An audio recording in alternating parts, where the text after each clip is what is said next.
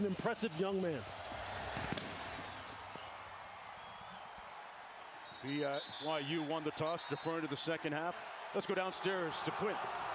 Mark, you mentioned the weather. It's raining pretty hard right now, and footwear and slippage is an issue. This is the type of shoe you'll see today. 7 studded screw-ins with a half-inch length cleat, and this is the maximum. Last week against Iowa State, let me tell you, Lavelle Edwards, it was a skating rink. Players, especially defensive players, losing their footing. Earlier in warm-ups, that trend continues. This is a grass field. We're in Utah. They keep a tarp over it all week, and it's really moist. Treacherous footing. Gabriel fires, incomplete. Lewis, what does that mean for the players on the field? Does it favor the offense or defense at all? It favors the offense for sure, because they know where they're going. But you can see right there, the first play of the game, you can see Dillon Gabriel trying to get a pass outside to Jaleel Farouk on a comeback route. He can't keep his footing. The ball sails out of bounds, incomplete. Now it's 2nd and long. This is going to be a story the entire game, because nothing has changed from last week.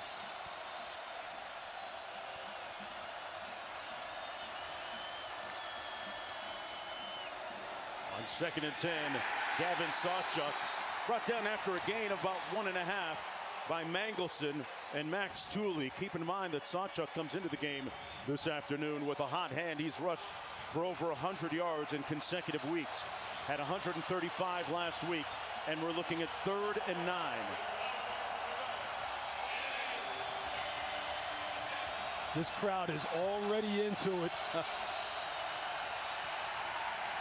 Game's been sold out for a while, and we got a flag on the field. You see, you're going to get a false start. False start, number 76, offense. 5-yard penalty, 3rd down. You're going to see it right here. Jacob Sexton has got to sit in there. They're right here. They're in the end zone on the side of the field where the student section is. And they are ramped up and amped up. I know it's early here in the mountains, but I'll tell you what, these students they've been awake for a little while now. Something a little new for the biorhythms. There's a look at the numbers on the last 10 a.m. start. 3rd and 13. Gabriel over the middle, a dart to Stoops.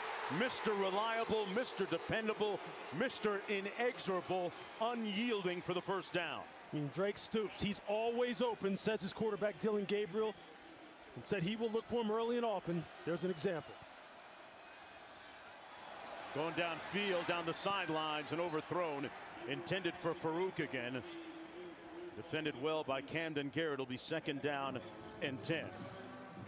You can see it right here. Dillon Gabriel, most pass yards per game since 2019. 297 yards, basically 300 yards. Look, Dillon Gabriel is the truth, folks. If it wasn't for the fact that they had a hiccup in the season against Kansas and Oklahoma State late in the season, he'd be right square in the Heisman Trophy conversation. On 2nd and 10. Gets it out. Nice hard run after the catch by Sawchuck. Picked up 2 on the play. Tooley makes the tackle for BYU. 3rd down coming up. And Gabriel, top 10 in passing, and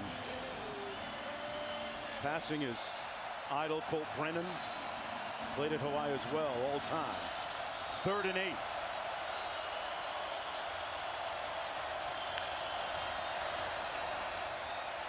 Plenty of time. Incomplete at the 49-yard line. Intended for Nick Anderson. Jacob Robinson in on the coverage, and they'll have to punt it away. See BYU playing what you call a little bit of 2-man. They only rush 3 defenders, drop 8. They're trying to spy Dillon Gabriel, make sure he doesn't break out of the pocket, because he's very dangerous with his legs.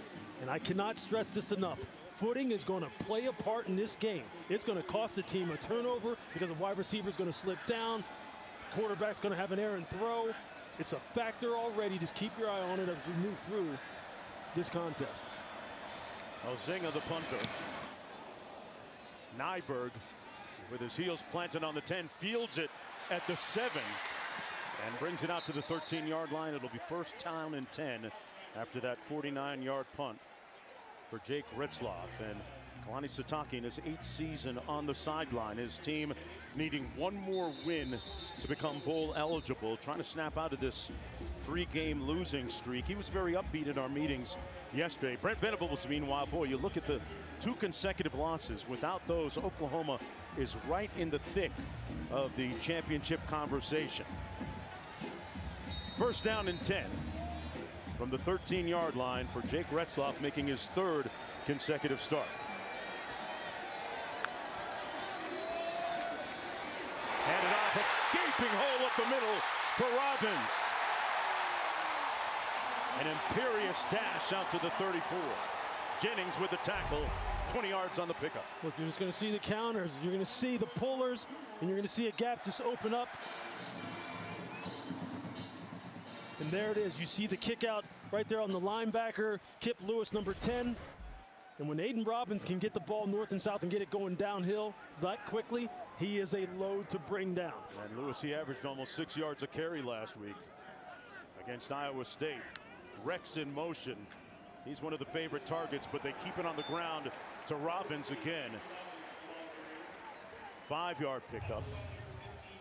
Retzloff was the top JUCO prospect a couple of years ago coming out of junior college. Was not highly recruited coming out of high school. He was a part of that 2020 COVID class. You hear that story so frequently amongst collegiate athletes. 2nd and 5 coming up.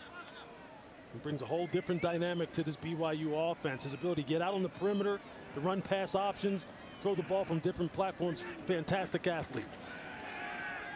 Throws it incomplete, dropped, intended for Chase Roberts. Roberts, the leading receiver, a lot more reliable than what you just saw on that last play. 3rd and 5 coming up now. Retzloff last week just 10 of 27 passing. Had a couple of picks, had a very ignominious beginning, a shaky start to the game last week in that loss against the Cyclones.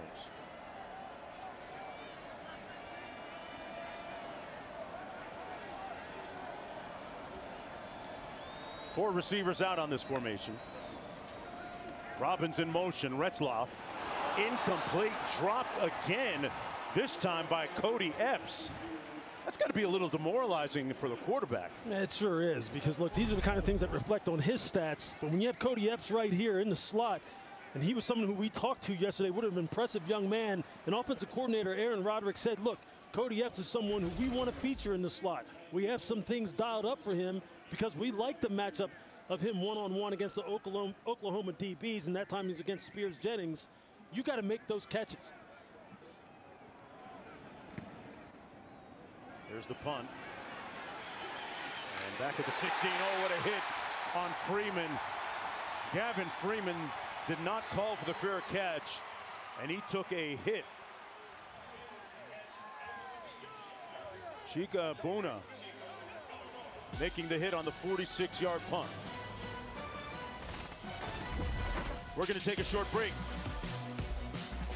When we come back, a look at Lou's do's and don'ts. Stick around, just getting underway.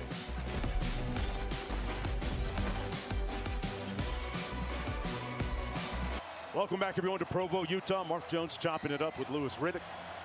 Quinn Kessenich down on the field. Oklahoma with its second possession of the ball game here. Dillon Brooks on the sticks in control. Dillon Gabriel stoops on the catch and picks up about 7 yards. Louis, tell me about your do's and don'ts. Yeah, man, I tell you, for Oklahoma, it's going to be about featuring the counter and the power, the outside run game. It's something that BYU has struggled with.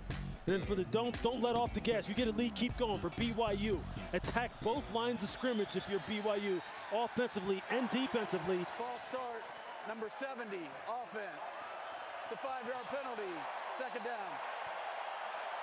And then lastly for BYU, as far as the don'ts, do not wear the wrong shoes. We've already seen it play a factor. It played a factor last week against Iowa State, and it's playing a factor here early. You have to be able to stay up in order to make plays. And I'm telling you, just keep your eye on it as we move through this contest. It's a big, big deal. Gabriel out of the shotgun, surveys, pulls. It's going to be ruled a catch at about the 31-yard line. Farouk got down on the turf and picked up 14 yards. That's the kind of throw that Dillon Gabriel can make. The deep 14, 15-yard in cut on time, in rhythm. He's a master at it. Gabriel hands it off to Sawchuck. Nice hole over the right side. Picks up another first down. Picked up 13 on the play. Some good movement up front on the line. You're just going to see it right here and right here. At the point of attack, getting bodies on bodies. Gavin Sawchuck is a guy who's averaging 7 yards per carry. You can't let him get started if you're BYU. Gabriel going up top. He's got a man. Caught and down at the 2. Gibson. First and goal, Sooners. Jaden Gibson, an imposing target at 6'5", hauls it in. Yeah, he ran an out and up, a double move. Safety was caught short looking in the backfield. You can't do that against Oklahoma. They will attack you downfield relentlessly. Gabriel hands it off to Sawchuck. This time he's going to be brought down behind the line of scrimmage by Tyler Batty, a guy that will figure prominently in the equation on that line for the Cougars. One of their leaders up front. It'll be second and goal. Let's look at the numbers in the red zone. This is a team that right now, they are deadly when they get down in here. And they are scoring touchdowns because of the ability of Dillon Gabriel to create both with the run and the pass. Hands it off and nowhere to go that time. It came loose. It was jarred loose and Gabriel recovers it back at the 3-yard line. Big hit by Tooley and Taggart. It was a heck of a hit. You can see Max Tooley. You can see him coming to the screen right here. He puts his hat right on the football. And in this kind of weather where it's damp out, it's a little cold, the ball's going to get slick. Ball security is going to have to be put at a premium. BYU early in the season very good at producing turnovers, giving their offense more chances. Have hit a little bit of a drought. Going to be important for their offense to get more cracks at it. Third and goal. Tommy Walker in the backfield. Anderson in motion. Gabriel. Touchdown Sooners. Anderson hung on to it in traffic, wresting it away from Robinson. And Oklahoma scores on its second possession of the ball game, and a little bit of contentiousness down on the field. Gabriel throwing his 26th touchdown pass this season. And Nick Anderson with his 9th touchdown catch of the year. An impressive drive. Man, they knocked Gabriel down in the end zone there. I'll tell you this, I don't know if you want to give this young man any more motivation than he already needs. If you're Eddie Heckard, who that was, defensive back number 5, you might want to just be more concerned with making sure you cover up this passing game and not firing up a quarterback who's one of the top passers in all of FBS since 2019. He's been doing it at a high level for a long time. So you think Gabriel might throw at him the next few times? I just think he's going to be motivated if he wasn't enough already. No doubt. An impressive 7-play drive. And it's 7-0. Eclipsing 85 yards on the field. They started at their own 15. Used up 3:17 on the clock. Dillon Gabriel doing a little bit of surgery on that second. Look at the bulging biceps and rugged shoulders of the Wasatch Mountains. Backdrop for today's game. What happened on this play, Lewis? You're going to see here, they're just going to motion the wide receiver Nick Anderson into a bunch set, and he's just going to run across the formation. Cornerback sitting in outside leverage, has to chase it down. Watch the free safety. Starts to bite up into the line of scrimmage, doesn't provide his corner with any inside presence. And from there, it's just throw and catch. And when you have a guy as accurate as Dillon Gabriel, he's just going to put it right on the money. That's going to be a touchdown every time. Great play call by offensive coordinator Jeff Lebby. Let's go back to the studio. All right, guys, good afternoon. Matt Berry back in the college football studio with your AT&T Multiview, keeping you connected throughout the afternoon. Some early action. Miami just scored, extra point away from tying it up with Louisville. That a big one. Louisville wins. They are in the ACC Championship. The game between Harvard and Yale, 3-0. Tulane FAU at 0s, and trust us, SMU Memphis is playing despite what your Multiview says. All right, first down and 10 from the 25 for quarterback Jake Retzloff. Retzloff, hyper competitive. Players perform hard for him. Keeps it. on the RPO and takes off for the first down. Taking out his do-it-yourself kit, Lewis. Yeah, if you're Jake Retzloff, you're saying, hey, look, wide receivers, help me out. You want to know why my completion percentage is what it is? Look, it's not always the quarterback's fault. And if you're Cody Epps and you're Chase Roberts, two of the primary playmakers of the wide receiver core, you got to help your quarterback out. You have to make some plays for him.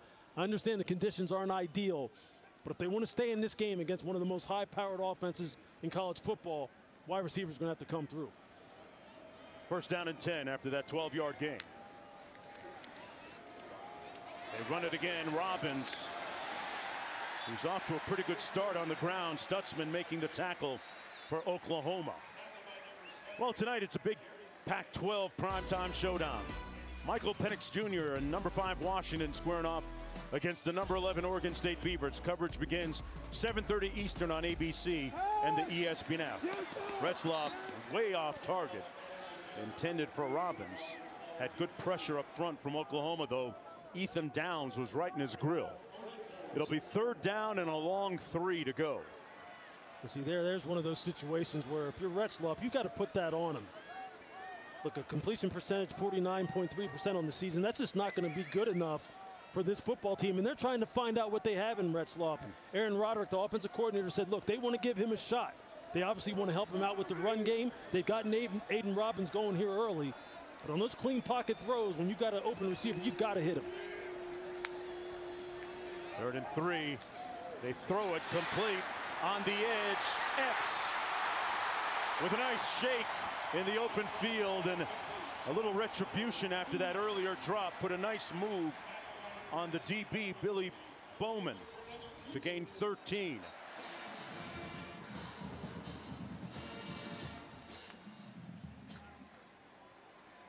Retzloff, a historical figure here at BYU, the first Jewish starting quarterback in program history. Coach Sitake has talked about the wonderful diversity that they're working towards as part of building this program. On 1st and 10. Retzloff, good straight arm, and stumbles for a gain of about 8. Man, he told Jaron Kanek, hey, you better talk to the hand. And there's pregame with the Star of David prominently featured on his chest. Guy who really bet on himself coming out of JUCO. 1st and 10, under 6 minutes to go. They're going to try it on the ground again to Robbins.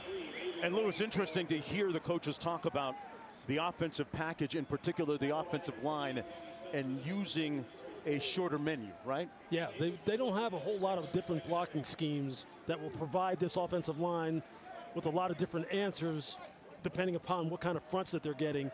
Aaron Roderick, the offensive coordinator, said, look, we simplified it. We just want these guys to physically come off the ball. That's really what they've been missing. They can't capture the line of scrimmage. They can't move people, create running lanes for these two wonderful running backs, Aiden Robbins and L.J. Martin.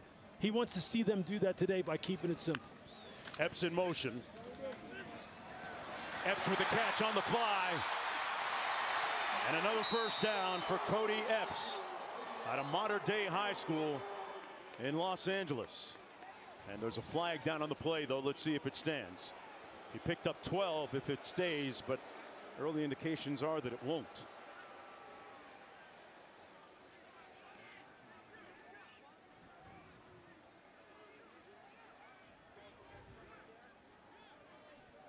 You're going to see right here, what a great decision on the part of Retzloff. 17 offense. To pull it's it. a 10-yard penalty. Repeat 2nd down. They got it on Keelan Marion. He was blocking too soon on the pass play down the field. But you just like the play call. You like the decision making that Retzloff is showing right now in the RPO game. When to hand it off, when to pull it and throw it. And you see his capability out on the perimeter as a runner and a guy who can throw on the move from different arm angles. When he's accurate and he's in rhythm, this guy is a headache now for defenses. And you can see some of the ways in which Aaron Roderick is trying to get him out on the perimeter and cause Oklahoma's secondary some problems.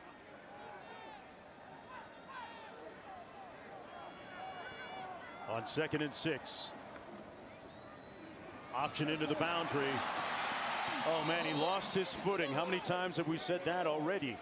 Robbins was ready to cut north-south and blew a tire there. Yeah, there it is. I mean, picked up 5 still. Could have been more. The field conditions. Now, you're going to see him try and cut off of his inside foot right there. And that's something that coaches will tell you all the time. When you're trying to change direction, plant on your outside foot. More times than not, even on a good track, you try to plant on your inside foot, you're going to go down. But on this field, you have no shot. So you have to be conscious of your footing when you're trying to make those hard cuts. Lassiter in motion. Play clock at 3. They got to get it off.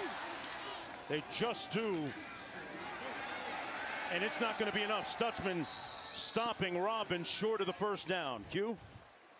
To add to the footing issue, Lewis, this field is pretty severely crowned by modern standards, and it's more treacherous the closer you get to the sidelines, obviously because of drainage. As I said earlier, they tarp this field. It tricks the grass into thinking it's green. They take the tarp off on Fridays. It was sunny here yesterday, but this field is still pretty wet, especially considering that we had some drizzle earlier this morning. Sure looks like it, Q. Great stuff. The analytics say go for it. 4th and 7 or less. I think analytics are not. Aaron Roderick is saying, I'm going for it regardless, man. I don't need analytics to tell me what to do here. Retzlaff, complete. Roberts. Touchdown, Cougars.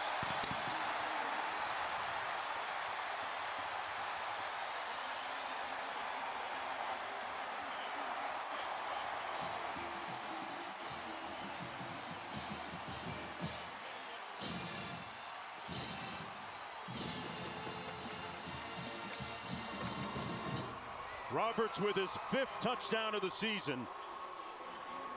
And a nice comeback moment for him, who had a drop last week that was a little bit costly.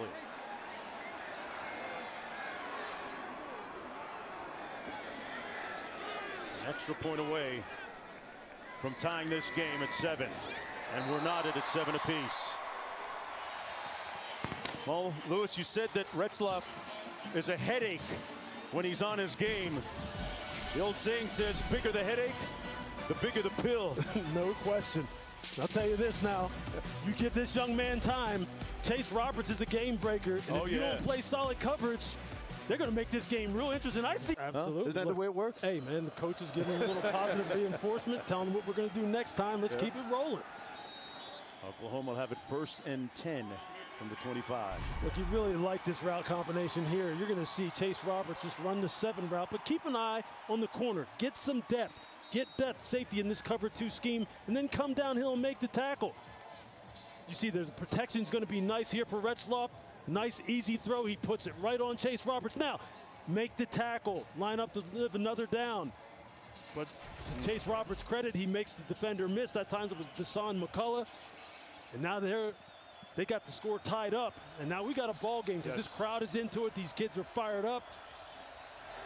1st down and 10 for Oklahoma. Dillon Gabriel out of the shotgun. Fires a completion on the quick slant. Farouk will pick up about 9. The ball came loose, but it was well after his forward progress had been stopped. 9-yard pickup. Hey, Tuesday we'll have the exclusive reveal of the next college football playoff top 25 rankings. Reese and the guys breaking it down from top to bottom like a fraction before the regular season heads into its final week. Catch it at 7 Eastern on ESPN in the app. 2nd and 1 for Gabriel.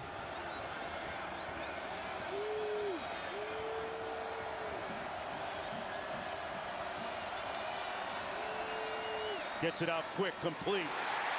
And a 1st down. Nick Anderson tackled immediately by Jacob Robinson. Well, you look at Dillon Gabriel, man. Was successful at UCF. Says he bet on himself. Transferred to OU when he was already QB1 somewhere else. Has time. And that one is dropped by Anderson. Robinson right there. Gabriel was telling us how the day before he was about to visit and potentially sign with UCLA out of the portal, he got a call from Oklahoma. And it was a done deal pretty much at that point. He's a young man who said he is uncomfortable, or he is comfortable rather, with being uncomfortable. He knew there was something bigger for him, and he thought Oklahoma would help him reach that. Kept it himself. They faked the jet sweep. Mahe making the tackle up front. And a gain of about 3 or 4 on the play. So third down coming up, partner. What do you like in terms of a play call here for Oklahoma? Well, go to the guy that offensive coordinator Jeff Levy says always makes it right. That's number 12, Drake Stoops. He's the guy who on third down you want to look to. He's going to be one-on-one here against Eddie Hecker down in the slot. You know Dillon's going to be looking for him. He looks that way. Fires for Stoops. Ooh, lays out. And it is incomplete. Well, you had the right call on it. He looked at his comfort receiver. Watch him coming out of the break. On this bad field, you see there, what a great effort trying to extend on that out route. And if you're Dillon Gabriel right now, you're probably going to the sidelines and you're telling him, I'll hit you next time. I had a clean pocket. I had a great look at it. He beat one of their best cover guys in Eddie Hecker. Luke Elzinga into punt. Parker Kingston back at his own 15. They fake it, and a man is wide open. Caught at the 39-yard line. Elzinga threw a rope and a dime. Dropped it in to Ethan Downs for the first down. A little prestidigitation. Great handiwork by the Sooners. And just watch it right here. Watch the deception. Fakes like he's going to block the end man on the line of scrimmage and then just leaks out on the fake punt. You got to love it. I'll tell you what, I played the exact same position in pro football. I caught the exact same kind of fake punt during my time with the Cleveland Browns, and let me tell you, I was scared to death. Scared to death after the catch. He's a defensive lineman, Ethan Downs. Let's see what this flag is about. Pass interference, offense. Oh. 15-yard penalty. Replay, fourth down. So it's going to come back after all that. A dismayed fan base from Oklahoma. And Coach Venables protesting vehemently on the sideline there. Trying to figure out where that exactly occurred. You're going to see it right here. The receiver's going to push upfield, and you're going to see he's not really trying to run a route. He's going to try and block the defender right there. That's what they're calling. They're saying that screen, that blocking motion right there. Gotcha. That's what they caused. There it is. And see it. That's wide receiver number 4, Nick Anderson, who they called for it. You can bet that BYU won't be sleeping on a fake this time. And we're going to have another procedure call. False start, number 3, offense. That's the third one. Fourth down. This is the loud end zone. The student section standing up. They have brought the juice and the roar today. Who would guess that BYU's lost 3 straight? Kalani Sitake telling us, we show up when no one expects us to.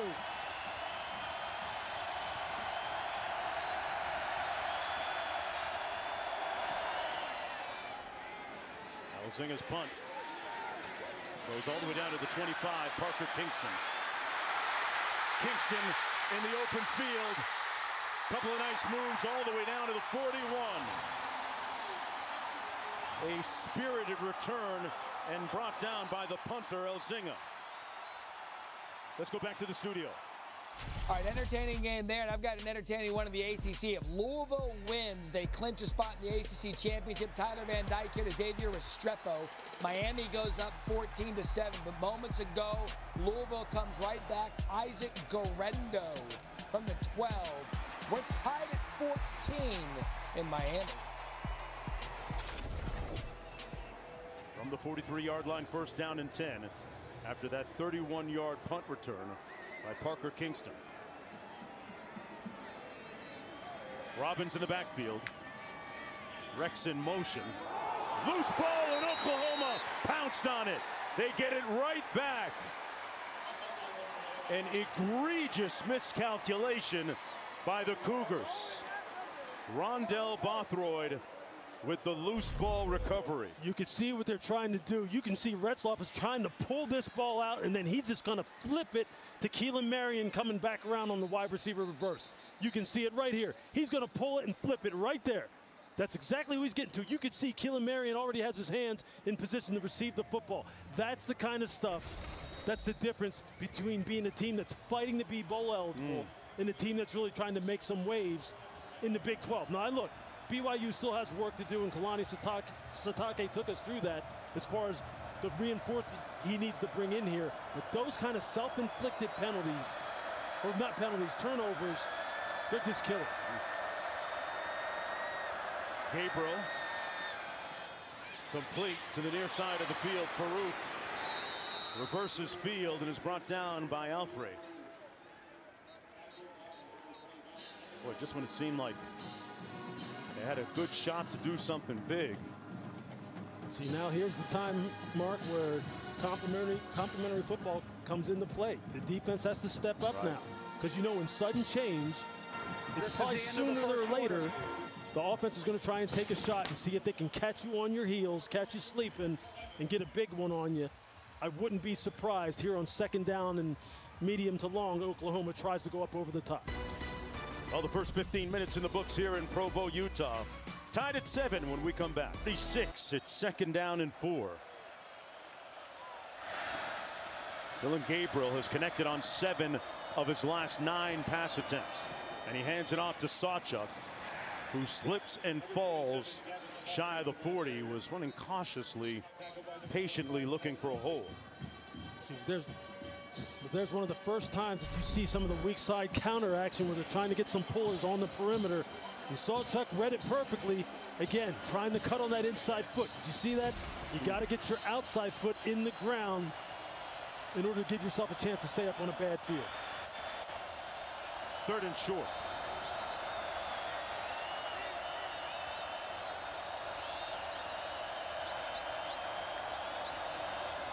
They're going to keep it on the ground and pick up the first down. Walker, and a moment ago, Quint caught up with Coach Sitake. Coach, how do you best describe the emotion here in Lavelle Edwards?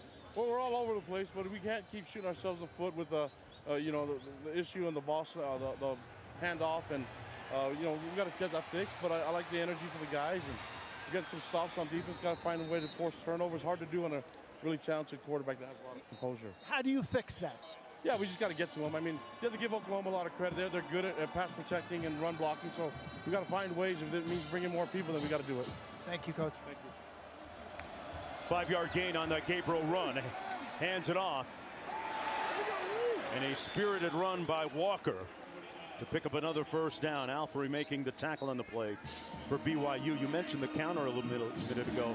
How much of a part of the playbook is it for Oklahoma? Oh, it's something that they run very well. The gap schemes with the pullers, getting their big guys on the outside.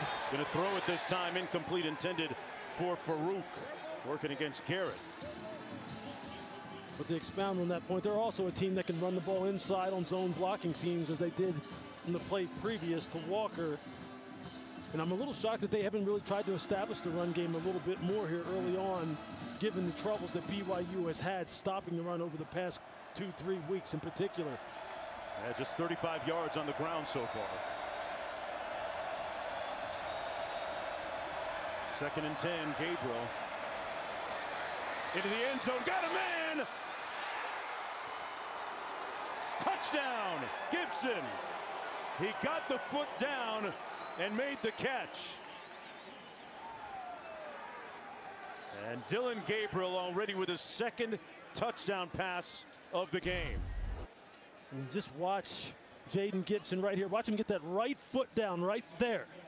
That's great end zone awareness, back line awareness. And you see he points, he says, I'm in. He told the official. I'm in. But again, what a nice play call from offensive coordinator Jeff Levy against this 2-deep scheme to get Jaden Gibson open. Hopefully we can give you a second look at it, because it's textbook. His 4th touchdown catch of the season, the 4th of his career. Young man from Winter Garden, Florida. Makes it 14-7 for for Oklahoma. Dillon, Gabriel, effusive.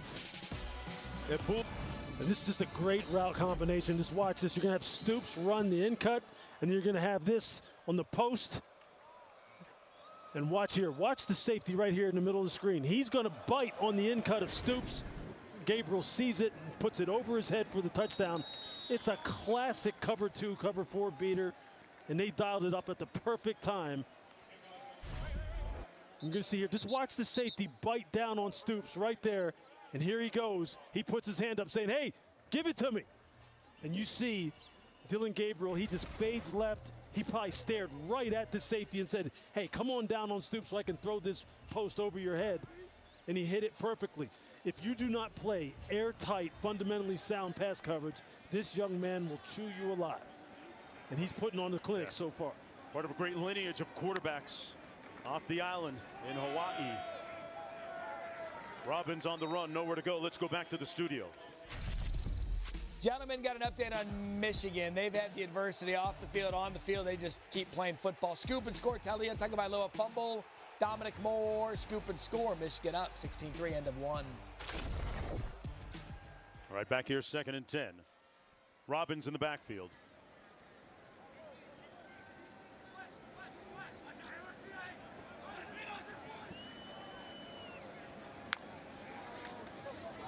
Option by Retzloff, tosses it to Robbins, cuts it up, and good footing on that play, picked up about 7. And now for today's Aflac trivia question, which is, Oklahoma's had 5 players selected #1 overall in the NFL draft. Who are they? Come on, Lou. You know what? I had one of these notes. All right, look, I know 2 of them for sure. Okay. And see, here's the thing. Do you care to share? Yeah, I mean, I know Kyler Murray, Baker Mayfield. That's 2. See, I'm trying to call a game. I don't have time for trivia right now. 3rd and 3, complete to Epps. Still on his feet, still in bounds. And Cody Epps, after a shaky beginning, a couple of receptions, 29 yards on the gain. I mean, this is a nice throw. And look, for Cody Epps right here, you got to have some awareness. Don't step out of bounds. Don't step out of bounds. That's a nice job by the young man of staying in bounds. And if you're Jake Retzloff, you're feeling like, hey, look, I'm starting to settle into a rhythm here. And if your offensive coordinator, Aaron Roderick, continue to hammer him with the run game. Aiden Robinson's running the football with authority. Your offensive line is trying to assert itself.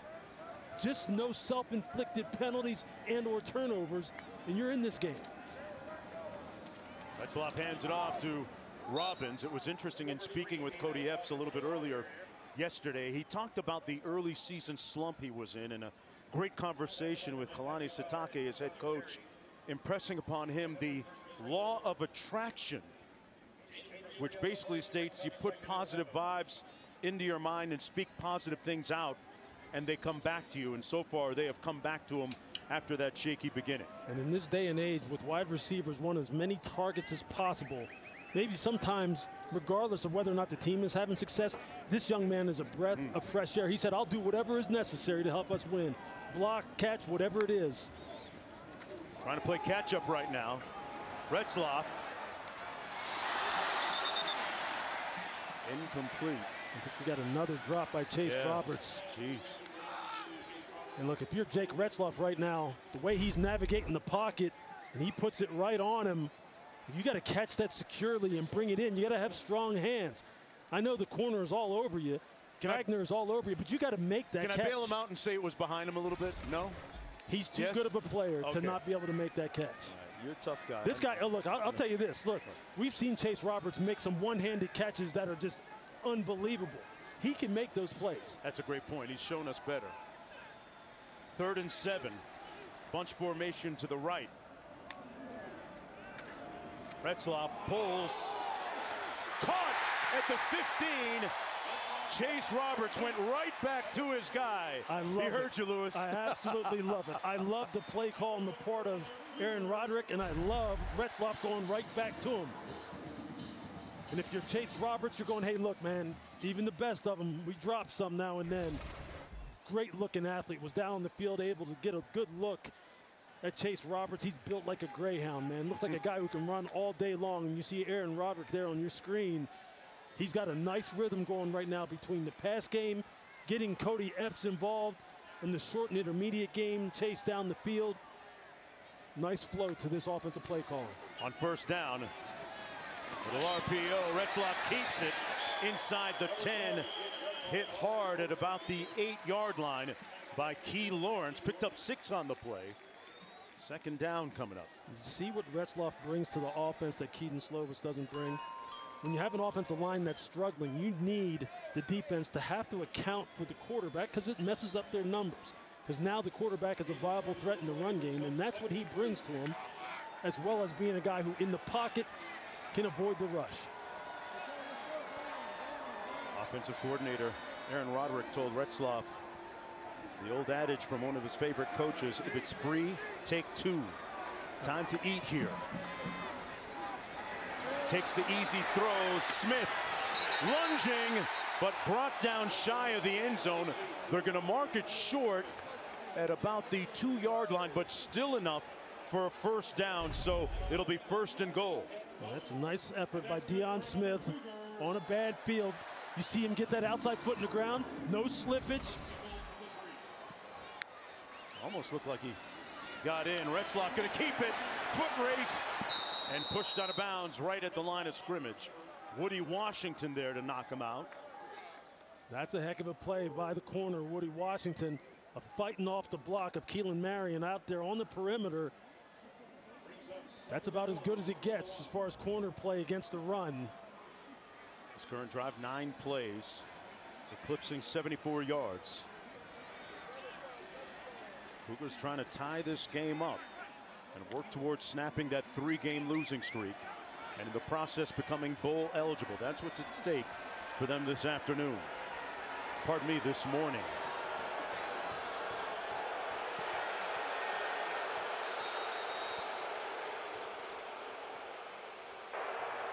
Timeout.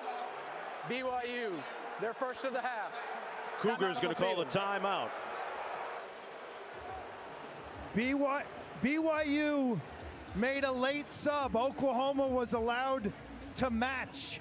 In doing so, the play clock creeping down to zeros. Kalani Sitake calls timeout. And college football presented by Zales is brought to you by Ford. Built Ford proud. There's an ice cream parlor on every corner in Provo, folks. I ain't lying to you. I mean, the Creamery has student-made ice cream on campus. Man, give me some of that lactose-free one, though. I need the lactose-free. You and me both. I love ice cream. Here we go. Second and goal. Out of the timeout. Who haven't we heard from? Isaac Rex so far. Look at him at the top of the screen. Top of the screen. There you go. Rex with the catch and the score.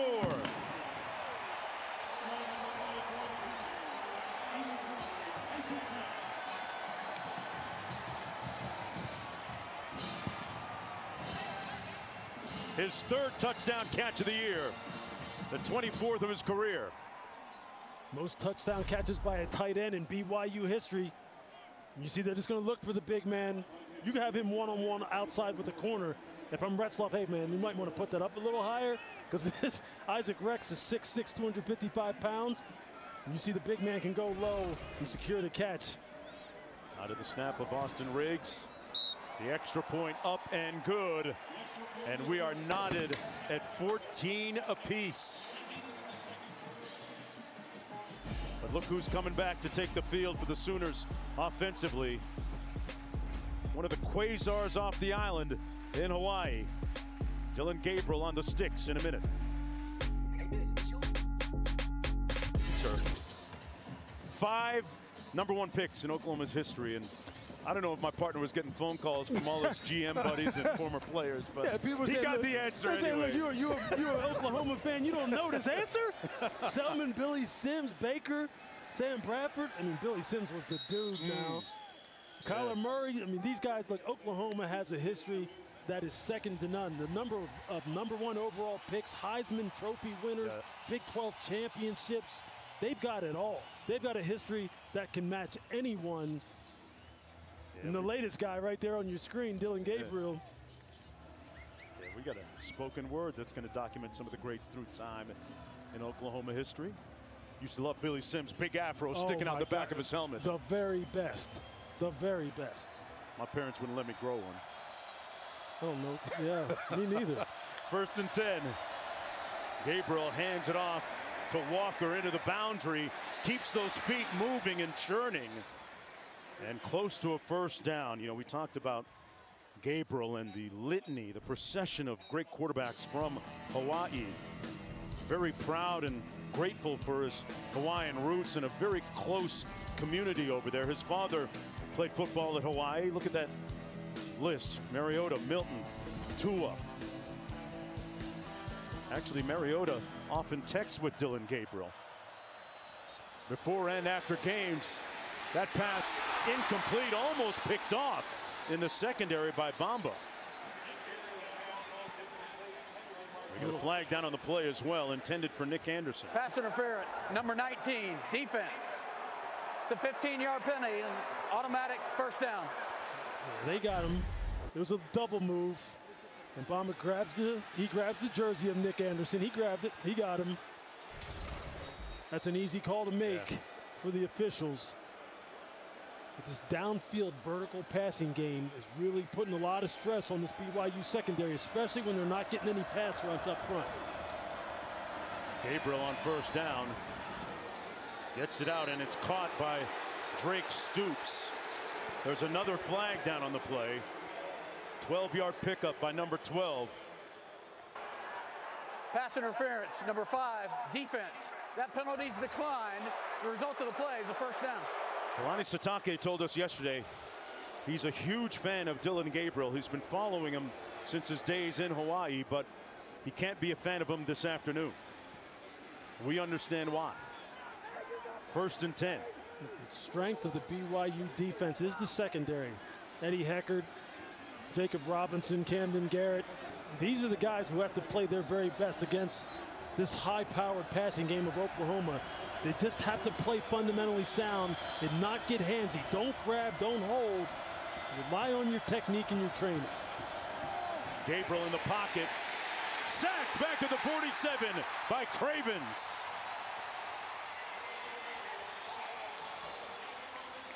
Jackson Cravens with his 4th tackle for loss this season.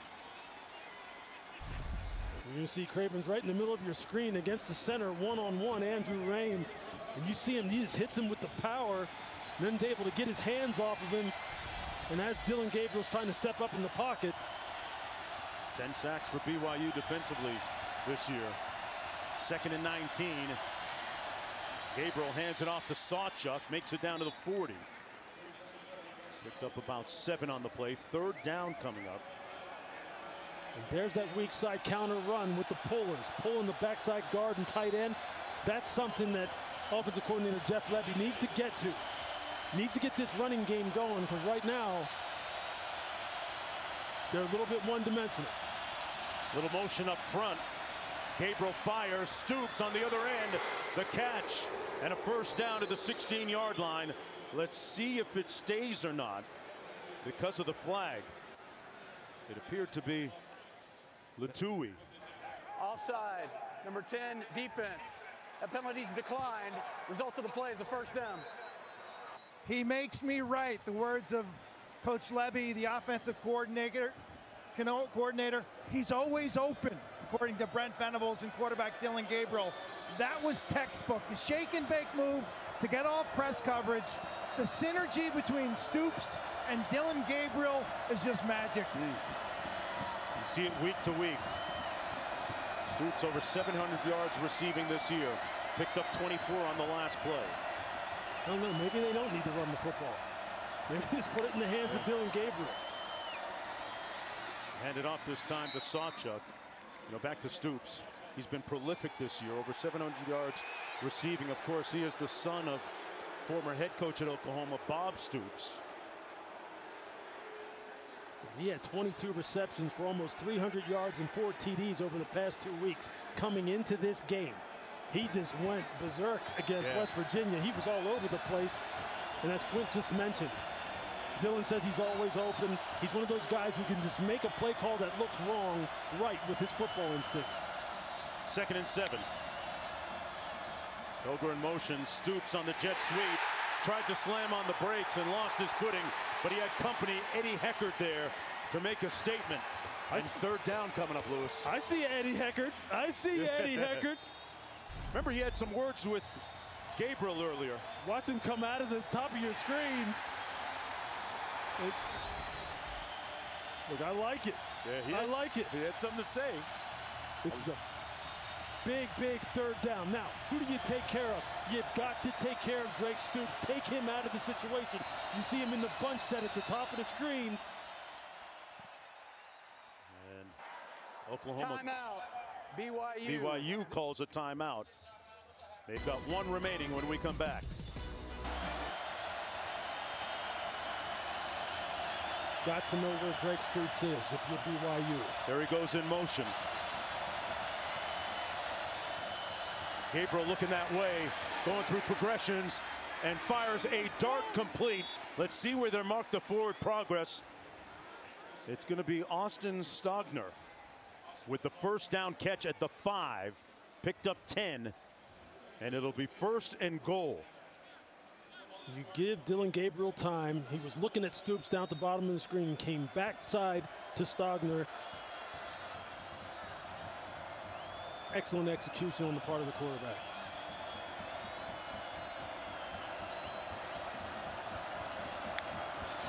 Gabriel, back shoulder fade. Incomplete, out of bounds, intended for Anderson. Made a great grab against Robinson, but ran out of real estate on the sideline there in the end zone. One more look. You see Nick Anderson, all 6'4" of him. That long reach, he's just half a foot out of bounds. They obviously really like his length and his ability to win one-on-one. Yeah, Anderson at 6'4", Gibson at 6'5", some lanky targets there. 2nd and goal. Drake Stoops lined up in the backfield. They fake the jet sweep. Gabriel brought down at the 4. Wonderful pursuit by Alfred. Picked up a yard. It'll be 3rd and goal now for Oklahoma. Excellent job by the safety, Talon Alfred, of just staying square, keeping his eyes on Dillon Gabriel, and then chasing him down out on the perimeter. Stoops and Farouk split to the bottom of your screen on 3rd and goal.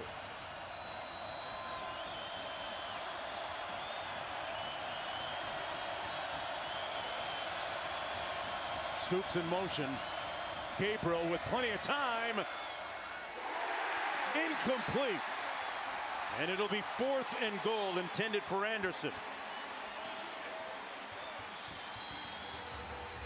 That's good coverage on the part of BYU in the secondary. You can see he wanted Stoops first. He wanted him on the little option route going out to the flat and couldn't get it to him. Then he tried to sneak it into that tight window to Nick Anderson coming backside. So Zach Schmidt comes in to attempt the field goal from 23 yards out.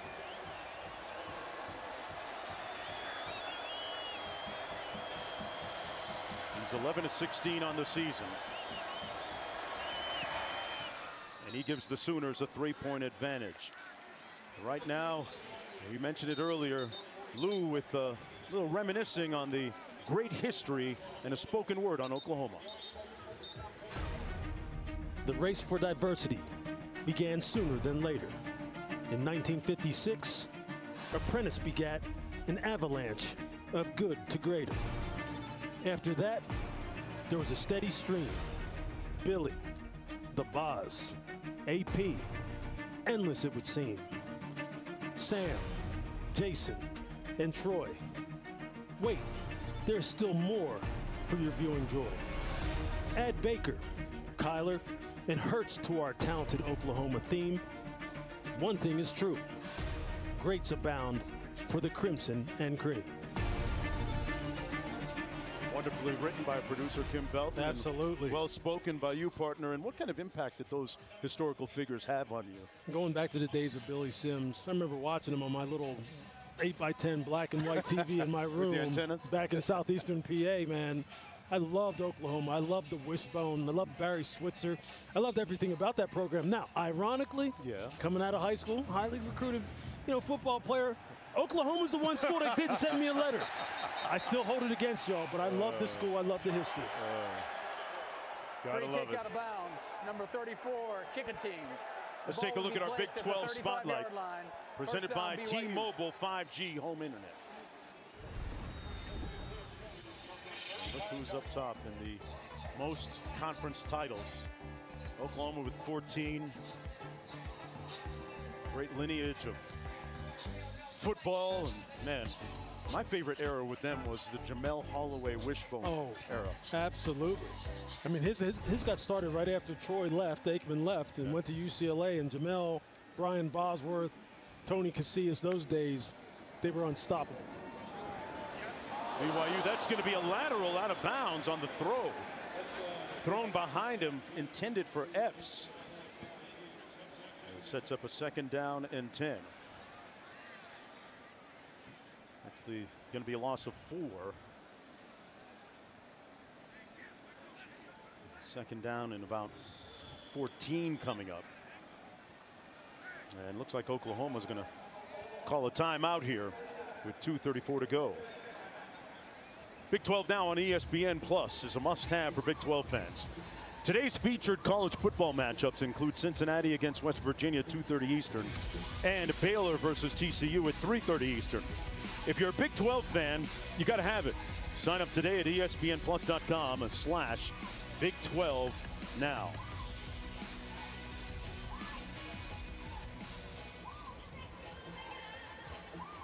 Okay, spicy mustard on the hot dog. Yeah, those two, they must have come in together, right? I get it.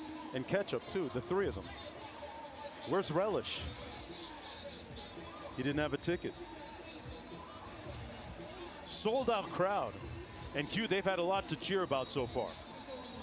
Yeah, they have. I want to go back to that piece we did on Oklahoma's history and Prentice Gout, who's a running back, from Oklahoma City. He played in the first integrated high school game in the state.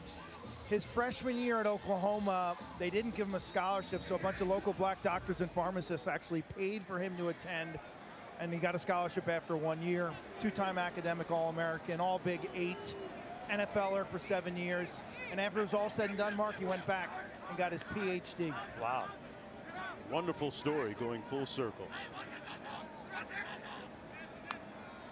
2nd and 14. Retzlaff pulls it out and keeps it.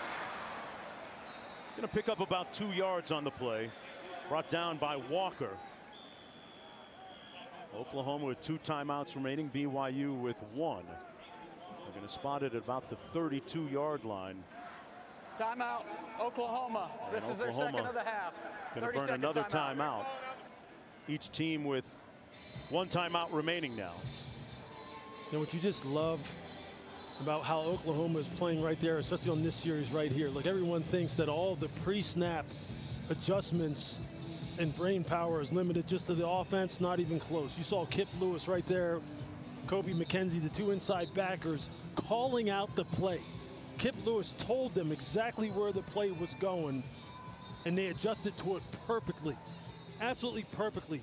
And they saw that Jake Retzlaff perimeter. You saw the safety Billy Bowman come out of the secondary and shut that down. That seems like an insignificant play, but that's high-level defensive football right there as far as recognizing pre-snap and then executing post-snap. And that's the tip of the cap to Brent Venables. He's one of the best defensive minds in all of football. He's got his guys ready to go here today. Defensive guys watch tape too. Yeah, right? A little bit. 3rd and 13. Little middle screen complete to Cody Epps, who's been targeted quite a bit. They have been very purposeful and intentional about finding him. He picks up 11. And 4th down coming up. Yeah, that was something there, and Roderick told us yesterday. Cody was going to get the ball. They're going to keep the offense on the field here, Lewis, on 4th and 2 in their own territory. What do you make of this? Look, I think Kalani Sitake wants to stay aggressive. He wants to keep this momentum going. He likes how his quarterback is playing, especially when he gets out on the edge with his ability to run and pass. On 4th and 2, Retzloff pumps, fires, caught for the first down. Clutch to Isaac Rex. That's a laser. He put that ball on a frozen rope. Just watch this. Zing. It's right there. Isaac Rex, one of the best tight ends in BYU history. Great execution. Retzloff. A late pass incomplete at the 42-yard line. Sets up a 2nd down and 10. Coach Sitake very demonstrative on the sidelines. That's the old fullback in him right there. Yes. He's hard-nosed, man. What a great interview. What a great guy to talk to. Positive vibrations. Unbelievable. One of the best humans in college football, and you enjoy it every single time you get a chance, Mark, to sit down and talk to him. The pillars of his program: love, live, and learn. And for them today, hopefully become bowl eligible. On 2nd and 10, Retzloff under heat. Got rid of it, incomplete. There was a receiver in the area, went past the line of scrimmage. Lalulu with the good pressure. You're going to see him right here. You see the pass rush, you see the little TT stunt inside, and then he kind of hits the spin at the end. Ooh, that's a real nice pass rush. Real nice pass rush. Big guy, 290 pounds, Lewis, spinning like that on a dime. Hey, you know he's got to be a good athlete if you're a D tackle and you're wearing 8. Okay, you know you're feeling yourself as far as your athletic ability, and that's a nice showing right there. That's what they need more of on their defensive line. Marion in motion for the Cougars. Retzloff all kinds of time. Got a man complete at the 26. Lassiter with the first down. With 1:07 to go, BYU with a timeout still. This is such a great route combination. Run off the seam routes inside to go routes, and then just bring the outside receiver in on the big bender inside. You see Retzloff just layered in there perfectly. On first down. Going downfield, incomplete for Lassiter again. What kind of grade would you give Retzloff so far at this point of the football game? I mean, right now he's 10 of 17, 147 yards, 2 touchdowns. And I know, look, that's just box score scouting. What I like about him is the fact that he's a guy who can create and make things happen outside the pocket. He can keep plays alive, throw the ball from different arm angles. In this offense, and they told us this, these players respond to him, man. They seem energized by his playmaking ability, and you can see why. He's got tremendous, tremendous natural throwing skills. Aaron Roderick, the offensive coordinator, in his last text message to his quarterback said, there's always a way. And a little trickery. Got to pounce on that pass. Always have to be aware of the trick play with BYU. Tonight, it's a big Pac-12 primetime showdown. Michael Penix Jr. and Washington squaring off against number 11 Oregon State Beavers. Coverage begins at 7:30 Eastern on ABC and the ESPN app. 3rd and 10 coming up. Keep an eye on Parker Kingston if he's in the game too. Number 82. He's already thrown 2 touchdown passes this year as a wide receiver. And we got some whistles first.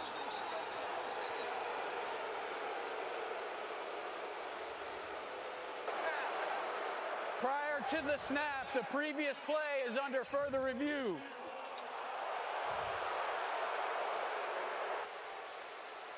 Well, that took a little bit.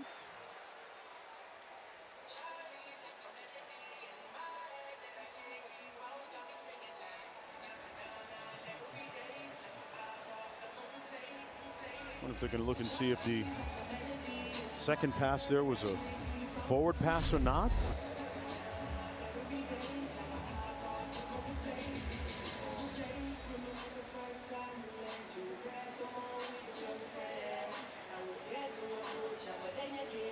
See here. That's a lateral. That's lateral back to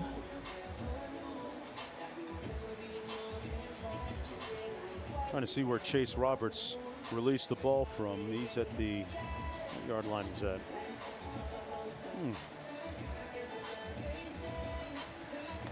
He's at about the 34. Okay, here we go. It's a good angle here. He's at about the 34. It went backwards. It looked like a backwards pass. Yeah. It's like they're looking at where they're going to spot the ball. Yeah. It's a backwards pass, and the ball's going to be spotted where it was recovered, right? Exactly. They're going to have to put some time back on the clock, maybe, if any.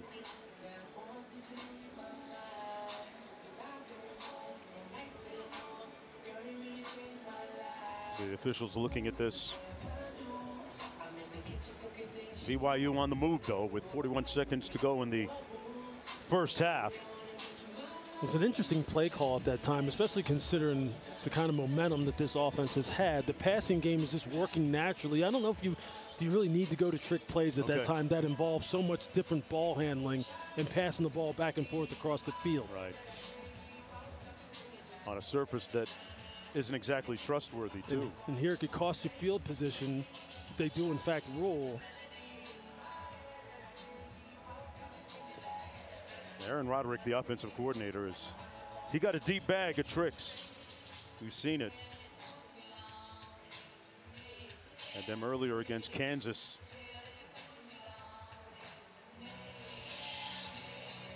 You see the referees down here. I think they're trying to figure out where would the ball be spotted.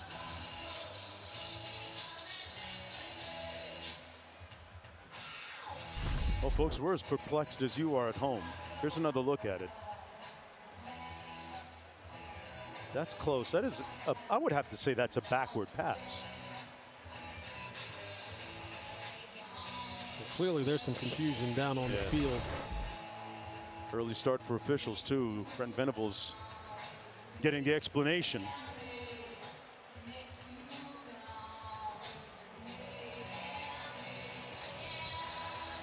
Okay, so how's your first trip to Provo, Utah, doing a game here so far?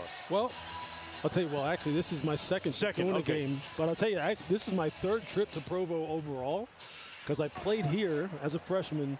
After review, we had 2 backward passes, the second of which was recovered by BYU at the 35-yard line. Yep. With 44 seconds on the clock. By going from a stop clock to a running clock, this involves a 10-second runoff. Both BYU and Oklahoma have chosen to not use their timeout to avoid. Please set the clock to 34 seconds, and it'll start on the ready. Man, you did that in one take. I'm impressed. That's a lot of an explanation, but we were right on the fact of what exactly they were trying to decide. And I would not be surprised if Brent Venables was down there on the sideline letting them know, hey, look, that was a backwards pass because field position is critical right now. I mean, we're talking about a 1-score game. And to move them back and get them out of potential field goal positioning is big. Each team with a timeout remaining. They keep it on the ground with L.J. Martin, the tailback, and he makes it down to the 32. Got about 3 yards. There's Will Farron, the place kicker, and he's going to come in. On the season, he's 8 of 11 with a long of 46 at TCU. Timeout, BYU. This is their final timeout of the half. This one will come from about 49 yards out. Let's go down to Quint. Yeah, Mark, you mentioned a season-long 46. He hit a 43-yarder in their win at Arkansas. Wet field, so the thought here is he's really got to make sure his plant foot is solid. But I tell you, in warm-ups, he was nailing them from the logo, which is a good 5 yards behind where he sets this up. So this, without any wind, this is well within his range. Yeah. And we're at pretty good altitude for place kickers. What, 4,600 feet right here, which is you know, you get to change your club by one, right? Yeah, yeah. And 10%. You felt it on your hike up to the Y yesterday, up in those mountains we're looking at I on the felt screen. it immediately. Puffing and puffing. You get cotton mouth. You're like, where's the oxygen, man? Why can't I breathe?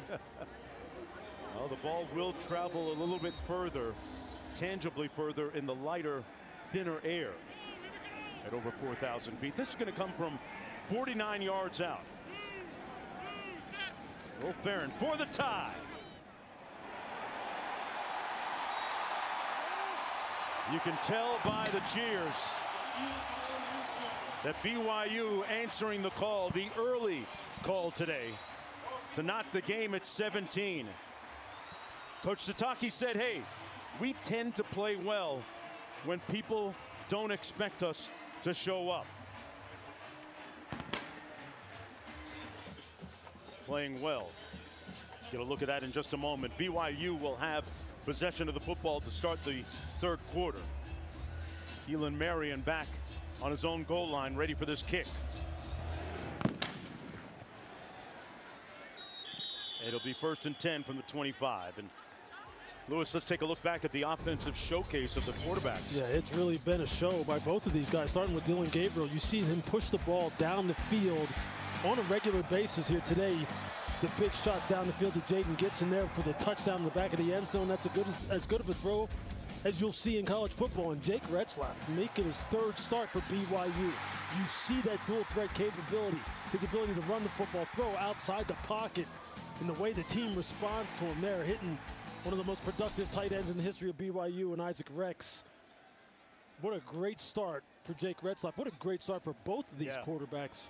I think we're in for a treat second half. Having themselves a day on the handoff. This is Robbins with a nice run. Well, we told you about the indigenous cuisine and some of the treats here. Lewis, I went and got you one of these Cougar tails. Dude, That's a lot of maple icing, man. Y'all see how tight this suit is? That's because I don't eat that. I like that. Yeah. I like that. But you know what? If you want to keep wearing these suits and not have to like refurbish them every year, that's too expensive to have to buy again, man. And that too. You know what I mean? It'll break your budget. You keep start doing that. You want to try? But it looks good though. Oh, my man is seeing if there's anything left in his over there. 2nd and 3. We'll see if the Cougars can eat on offense. They pick up a 1st down at the 45. Robbins again. I love the approach coming out of the gate. Let's reestablish the line of scrimmage. Aaron Roderick said, look, that's the most disappointing thing about this offense so far this year is that they can't run the ball or haven't been able to run the ball the way they customarily have here at BYU. He's trying to send a message here in the beginning of the second half. Robbins with a cutback, then straight ahead. Quint? Brent Venables told me that the quarterback run, the RPO game and the option game right now kind of is the big unknown. It's what he spent most of the time at halftime in terms of directing his defense. So that's kind of a new look for BYU. That's what they're dealing with there. Offensively, BYU stacking the box. So the passing game has been there. You look up on the scoreboard, Oklahoma only has 45 yards rushing. Not very good. He said, well, it's just the way it is because BYU is stacking the box. And so far stifling a very potent offense for the Sooners, holding them to just 17 points. Pressure coming, blitz on Retzlaff, and he throws it away. Official's going to confer to see if this is grounding or not. Stutzman came in. Looked like some fire there, Lewis. Yeah, he had Aiden Robbins. He had Aiden Robbins right there that he just kind of dumped the ball at his feet. But yeah, you saw Danny Stutzman come up through the line of scrimmage. Look, they have to make Retzlaff a little bit more uncomfortable because right now he has not been sacked in this football game, and his mobility, both in the pocket and outside the pocket, is causing them problems. Yeah. On this senior day here at LaVell Edwards Stadium, 14 seniors playing their last home game. More pressure, incomplete, almost intercepted. And it'll be 4th down coming up. Mark, there's one of those times where I said the field may cost you a turnover. You see the wide receiver is going to go down, and the ball's going to be right there. Oh, jeez. He would have caught that. And I tell you what, if DB has his head up, that's a pick, and you may be heading back for 6. Cody Epps. Yeah, he's been real good with his footing so far in this game, but there's one of those situations where it almost caught you. Quinn had a great report earlier on the information on the footwear that the players were wearing. And part of the reason why was because going back to last week against Iowa State, several players falling, slipping, and pregame today, the same story. And then earlier today, right here, still more evidence of a field failing the players right now in terms of traction, a field that is scheduled to be replaced next year.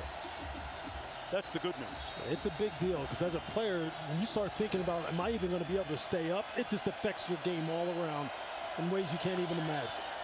Jackson Arnold in at quarterback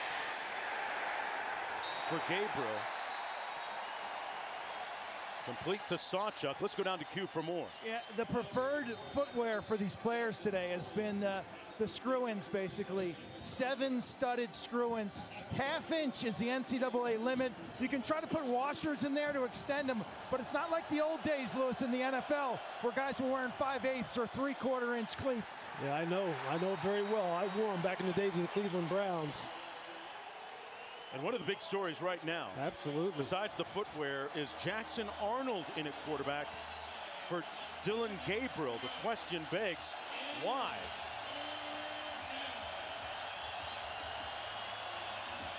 There's a look at the numbers on Arnold, who's 13 of 15 on the season. 6'1" freshman out of Denton, Texas. Stoops in motion. Arnold to pass, gonna run it, and he'll get the first down on his own, turns it upfield, and tiptoes out of bounds at the 35, but there's a flag down. I think we're gonna get an illegal block in the back by the tight end, Austin Stogner, which was just totally unnecessary and gonna cost them a big run. Yeah, it would have been 27 yards if it stood. We'll see if it does or not. Illegal block in the back, number 81, offense. It's a 10-yard penalty from the spot of the foul. Replay, third down. Do it all over again. And wondering why Dillon Gabriel is not on the field right now, quarterback for Oklahoma. Quint is on the JOB down there trying to get some more information. That's a big development. Jackson Arnold, a fantastic true freshman from Denton, Texas, a 5-star player, Gatorade National Player of the Year, who has got just ridiculous skills in his own right. But Dillon Gabriel not being out here is a big story. 3rd and 6. Arnold surveys and fires. Complete to Walker. Made a move, but is going to be stopped up after a gain of about 2, so it'll be 4th and about 3 to go for Oklahoma. And they'll have to punt on their first possession of the second half in the rain with a brand new quarterback, Jackson Arnold, a former Under Armour All-American. 4th and 3 coming up. Zinga into punt. And Kingston back at his own 42-yard line. Barring something calamitous, the Cougars will have good starting field position on this drive. A high punt. Fielded at the 42 and a flag down near midfield on that 40-yard punt. Kingston got stopped up after return about 7 yards. Well, BYU said, you can block in the back, so can we. I mean, that's just those kind of errors that cost you field position. During the return, illegal block in the back, number 19 of the return team. It's a 10-yard penalty from the spot of the foul. Timeout on the field. Bamba committing the penalty. Retzlaff at quarterback for BYU when we come back. Coach Saban, this coach done took over our office. And he's using it to send out medical bills. Good hands. Hospital bill for prime. Did you just say Gap? He's talking about expenses health insurance doesn't cover. Good thing Coach Prime knows about. Say it one time. Aflac. Because Aflac gets you money to help close that gap. Now, how do we get this goat out of here? Meet one of my new homies. Get help with expenses health insurance doesn't cover. Is an official sponsor of ESPN College Game Day. Elephant would have been scarier. Our therapists give their all each day.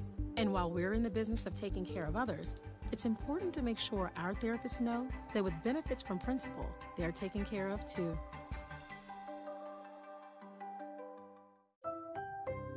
This holiday, with a Ring Video Doorbell, see who's coming to town. Happy holidays! And with Ring cameras, capture all the holiday magic. With Ring, you're always home for the holidays. Shop Black Friday deals now at Ring.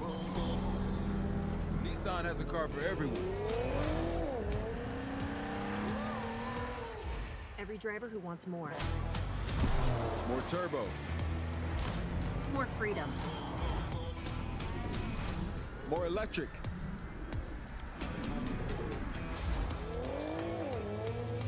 At Nissan, more is all we do.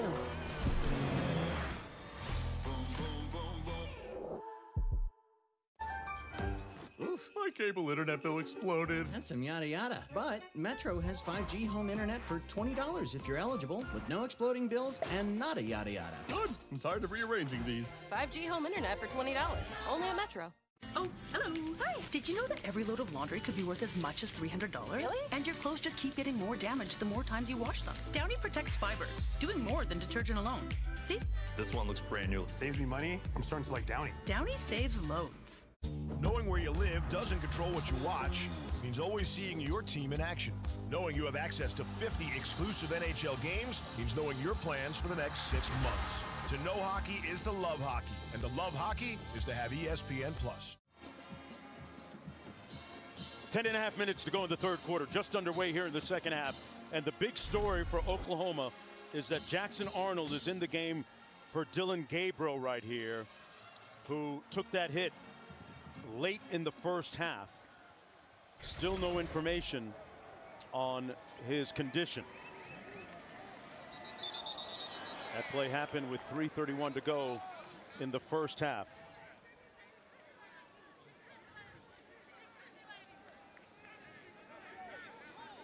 Flag on the play. Illegal snap, number 70, offense. 5-yard penalty, first down. They can't see me.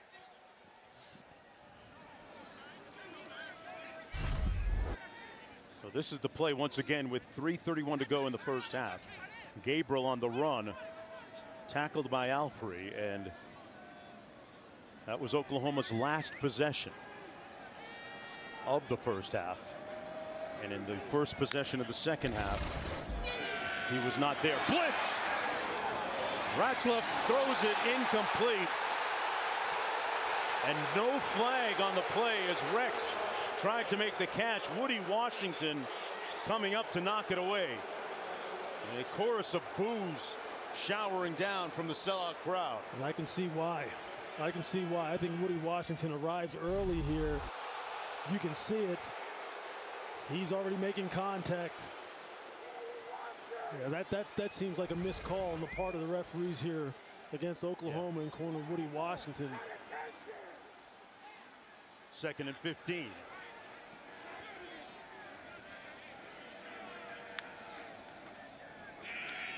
Retzlaff dodging trouble and falls forward to the 33. Picked up a yard on the play. 4th down coming up. An uneven opening here in the third quarter for both these teams.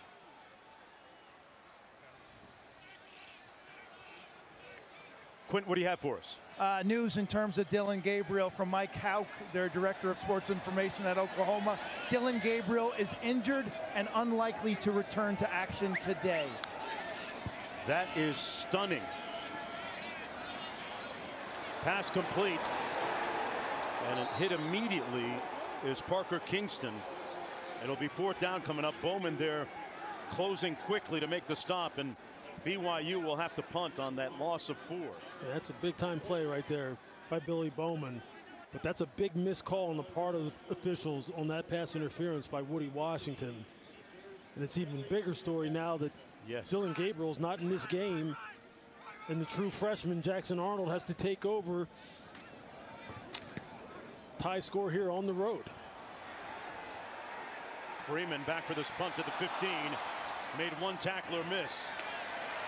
But that's about it. He'll be brought down at about the 16-yard line after that 56-yard punt. And suddenly Jackson Arnold has been thrust into that searing hot spotlight. 1st and 10 when we come back. Jones, Lewis, Riddick, Quint Kesnick down to the field. A major development with so much at stake. BYU trying to become bowl eligible, and Oklahoma mathematically with a chance to play for the Big 12 championship, but their backup quarterback's in. Yeah, and Jackson Arnold is someone who, I guess if they could have, they would have preferred to keep his redshirt year intact, but now that officially goes out the window because they need him on the football field now, obviously, you know, with the injury to Dillon Gabriel. And here, when you're on the road against a very, very, you know, enthusiastic, inspired BYU football team, what a heck of a way to be introduced to big-time college football. Oh, and he fumbled the snap, and he's going to be swarmed and swallowed up back at the 13-yard line. An indecorous play that time. It'll be 2nd down about 13 as a result. There's a look at some of the scenarios. Texas really, when you boil it all down, is the only team that has control of its own destiny. 2nd and 13 coming up. Arnold pulls complete just over the 20 to Nick Anderson. How do you get a new quarterback warmed up? How do you ease him into a game like this, if there is such a way? Look, it's the simple throws, right? It's the catch and release type of throws to this wide receiver core. It's going to be about the players on the perimeter. It's going to be about Jaden Gibson and Nick Anderson, and in particular Drake Stoops, making it easier for him. On the waggle action, overthrows his receiver, Walker. And a quick 3 and out for Jackson Arnold. And that was Tyler Batty, who came free off the edge, to the last guy that you want to let have a free run at your quarterback, and at your freshman quarterback at that. And you can best believe, look, BYU is going to find a little extra gear now defensively when they see a young quarterback in there with no experience or no significant experience here on the road. So if you're Jeff Lebby, the offensive coordinator, again, keep it simple for him. Jaden Gibson, Nick Anderson, Drake Stoops, you got to step up for him. All this after Dillon Gabriel had such a great first half, passing for almost 200 yards. The punt down to the 41 and stopped immediately as Parker Kingston after the 39-yard punt. Well, this season, for every field goal, an extra point made by participating universities, Allstate will make a contribution to the university's general scholarship fund. Thank you, Allstate. Boy, you can't think of many more picturesque places as a backdrop for a football game than here. Look at those. It's mountains. Unbelievable. Yeah, those peaks. The view from our booth right here where we're standing right now is just ridiculous. And it's what you see on the screen, essentially, is what we're seeing right now when we look out across the field. You think about Boulder, Colorado. Unbelievable. Washington, Pasadena. You get to visit some fantastic places. 1st and 10. On the handoff, this is Robbins. A yawning hole over the right side. Finally chopped down at the 34. 1st and 10, Cougars. I mean, I like it. I like what Aaron Roderick's doing. This is just the zone scheme. You're just going to see them all. Just get a body on a body, and then just let Aiden Robbins find the seam and get that ball up onto the 2nd level. And you can see Billy Bowman going, I'm not hitting you up high, big boy. I'm going to go down low. Healthy average of 7.5 per carry. Remember, they talked about getting him around 20 carries in the game today. He's already at 13 rushes. This time Retzloff keeps it himself, and he picks up a 1st down. Cougars on the move. You see what the threat of the quarterback run does for you now. You see what Aiden Robbins gets going, what happens. Now everybody starts flowing with him, and they start making it look like it's an outside zone going to the left. Aiden just pulls the ball because he sees everybody flow left, and he goes, look, I'm taking this. I'm going to take my chunk now. Keaton Slovis couldn't do that, and Keaton Slovis is a good quarterback. But this is the threat that this guy brings to the table. 1st and 10. Another run by Robbins, still on his feet, plowing forward. 1st and goal, Cougars with the flex. A 21-yard gallop. Look at this. Double team. Kick out. And just watch. Look at the movement that they get. Close out quick. Oh, it's picked. This might be a pick six. Bowman Jr. trying to be run down. He's showing everybody his shoe bottoms. Does he have enough? Got there. Boomer Sooner. How do you like that?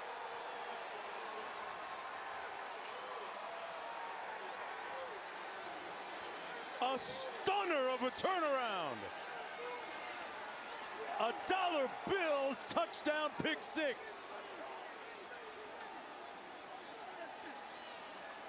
Unbelievable read by Billy Bowman Jr. 4 interceptions on the year. There's number 5. Retzlaff knew it as soon as he let it go. You saw him go. Ugh. Stunned disbelief amongst the Cougar crowd and players. 100 yards the other way. 100.5. You talk about a soul-sucking turnover to give the visitors a 7-point lead.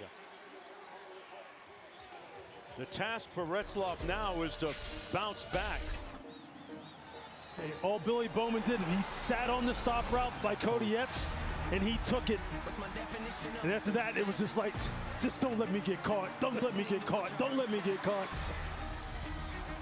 That's a big-time play with Cody Epps, and he's just going to sit and he's just going to read the quarterback. Look, when you're down the goal line, all the wide receiver has to do is break the plane with the football to score a touchdown. So you don't back up in the end zone. You play it right at the goal line.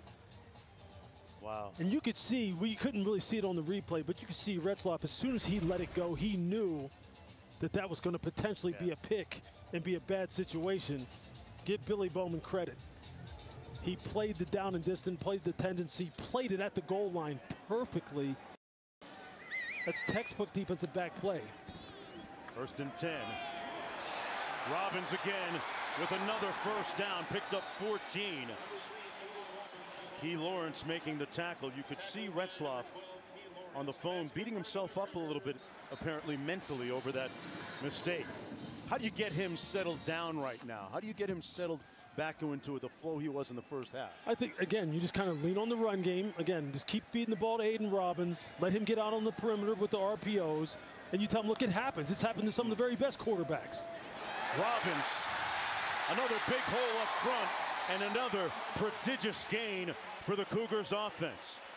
Hey, I don't want to hear anything about this offensive line being in trouble. Look, I'll tell you. Look, Aaron Roderick said, we simplified some things, right? He told us that in detail. He said, I'm just going to let these guys come off the ball. And they're answering the bell right now. Look, Oklahoma has had the ball run on them. And they've had it run on them a lot in a very, very negative way as far as they're concerned. 5 minutes to go in the third. This is going to be Deion Smith. And Smith picks up about 4.5.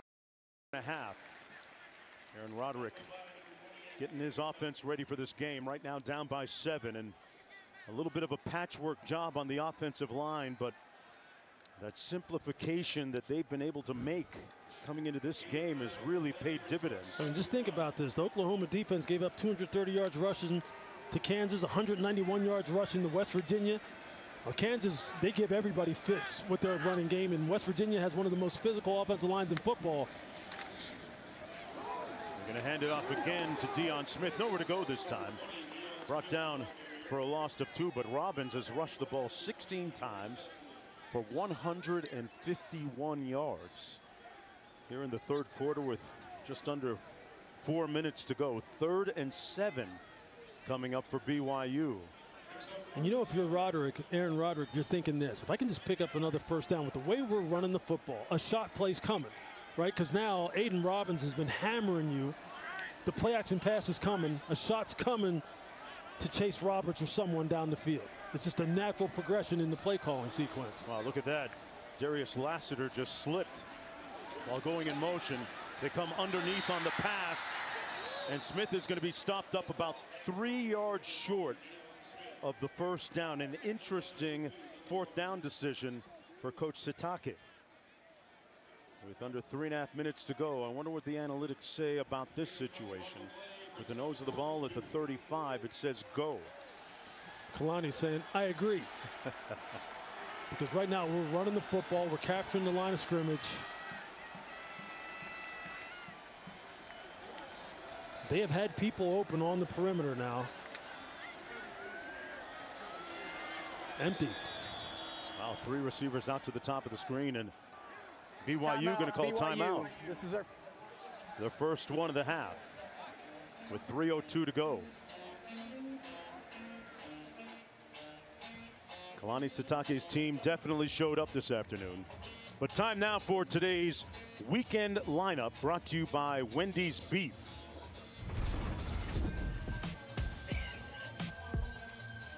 Look at some of the games.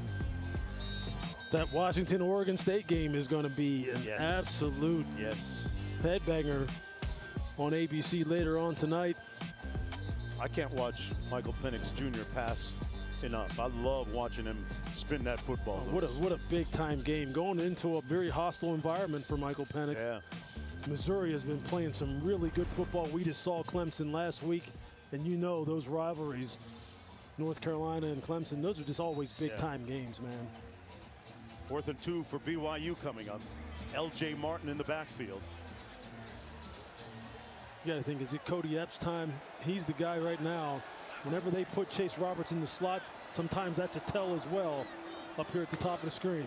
Hill in motion. Retzloff going to throw it. Finds a man wide open. Epps on the loose. 1st and goal, BYU.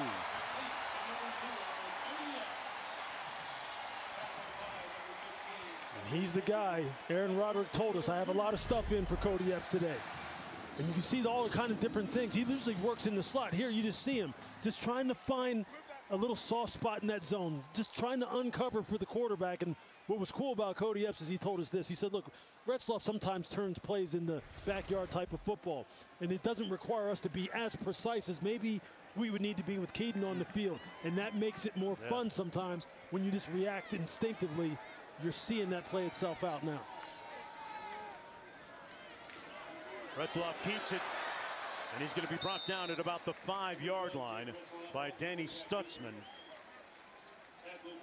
Stutzman telling us earlier this week that he likes listening to some Motley Crue music to get himself psyched up to make some big hits.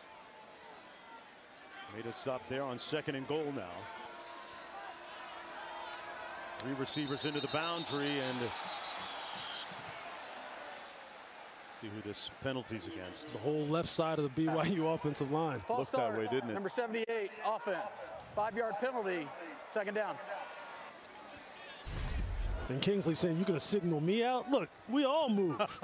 You mean 78? You can see Keanu Hill going, I don't care which one of you moved. Somebody moved out there. But those are the kind of things you can't afford when you're getting some momentum going like this. The play calling, the run game is going. Jake has really responded to that pick 6. He seems like he hasn't lost his confidence. He's going to keep it on the fake. Retzloff. Touchdown.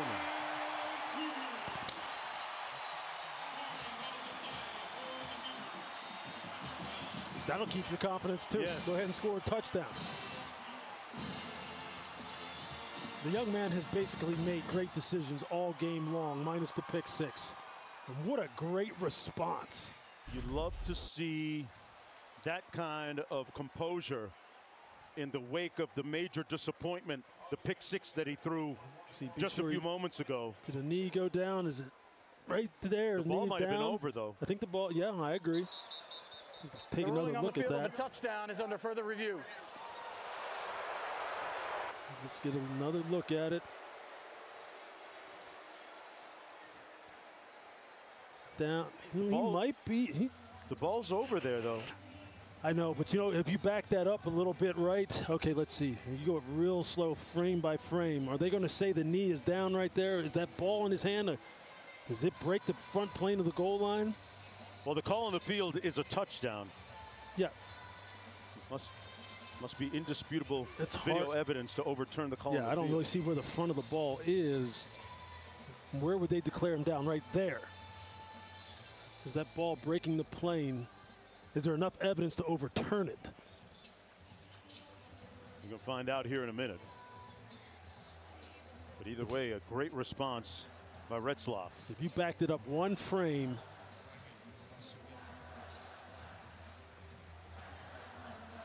lose a great job of holding on to that ball. Yeah. After review, the ruling on the field stands. There you go. Touchdown. There we go. And an extra point away from tying this game at 24. What a response. That's as good as it gets right there. That's what football teaches you right there. That's what coaches want to see. How do you respond to adversity? You can't get any more adversity than a 101-yard pick six. As his offensive coordinator Aaron Roderick told him, there's always a way. We got a tie ball game with 1:19 to go in the third quarter. It's the fourth tie of this contest. Hey, all season long, student sections across the country are competing to be the Taco Bell Live Más Student Section of the Year. Download the Taco Bell app to learn more.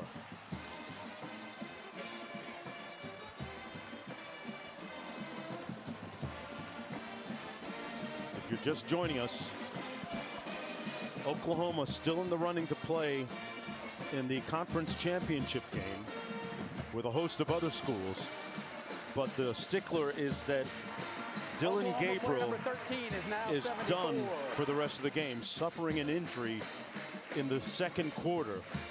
No further information was given to us except for that he is unlikely to return.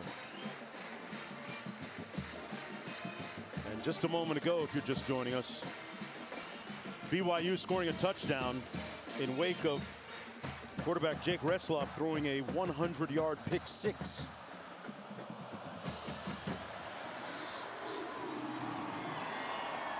The Sooners' first appearance here in Provo. And Farouk will bring it out. Turning it north-south, a nice return out to the 32. Let's go back to the studio. Jonesy, some good action in this afternoon window. Starting with Miami and Louisville. Mark Fletcher has been big for the Canes today. Down 2, takes it down to around the 2. He would then punch it in. Miami has regained the lead on Louisville, who again needs to win to clinch a spot in the ACC championship. Jackson Arnold in at quarterback. His third series. The first two pretty much ended in 3 and outs. Stogner in motion. They're going to keep it on the ground to Sawchuck. Found a crease on the right side, and Sawchuck into BYU territory before finally being pushed out of bounds by Alfred.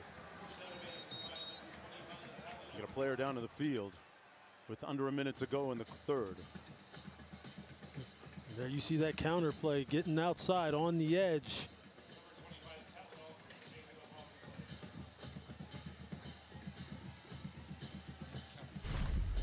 You're going to see it right here. You're going to see the puller. Look how he is sitting back in his stance. You think that's not a tip that he's going to be pulling? And then you see it. He gets it up inside Vongpachan. And they've had trouble with this kind of blocking scheme all year long. You saw it against West Virginia. They ran the same play. They would just flip the formation and go back and forth over and over.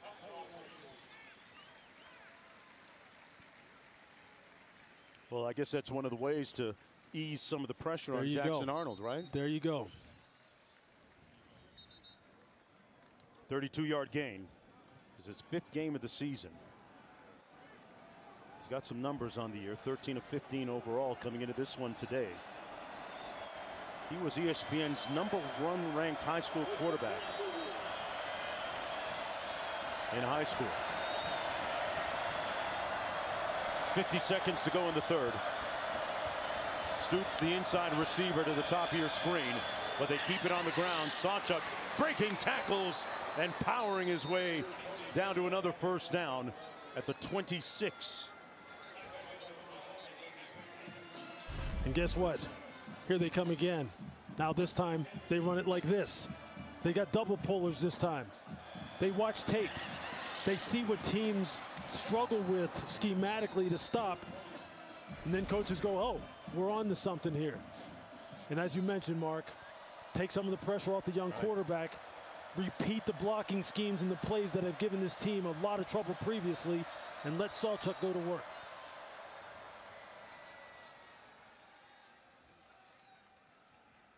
That is not the end of the third quarter. Looks like we have one of the Oklahoma players with a helmet malfunction.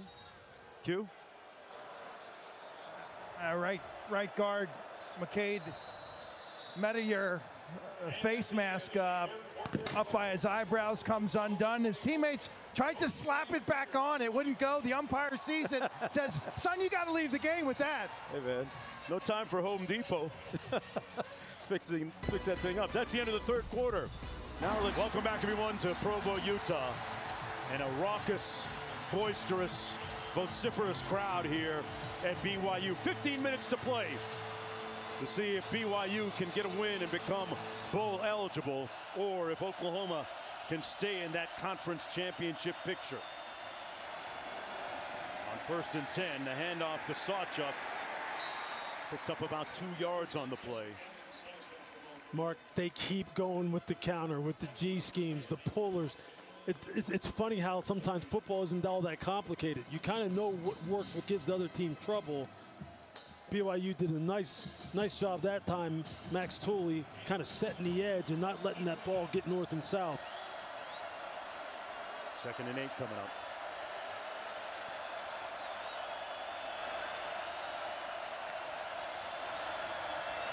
Arnold throws on a slant, tipped away, incomplete. Robinson knocked it away. It'll be 3rd and 8. When BYU players came downstairs into the hotel lobby, looked at the newspapers, this is what they saw. Challenge. A daunting one against Oklahoma on senior day, with 14 players performing for the last time at home. And they have more than acquitted well for themselves. 3rd down. You got to get it to Drake Stoops. He has to, all of a sudden now, he has to provide that kind of security blanket for young Jackson Arnold the same way he did for Dillon. Arnold looks his way, and we have a whistle first.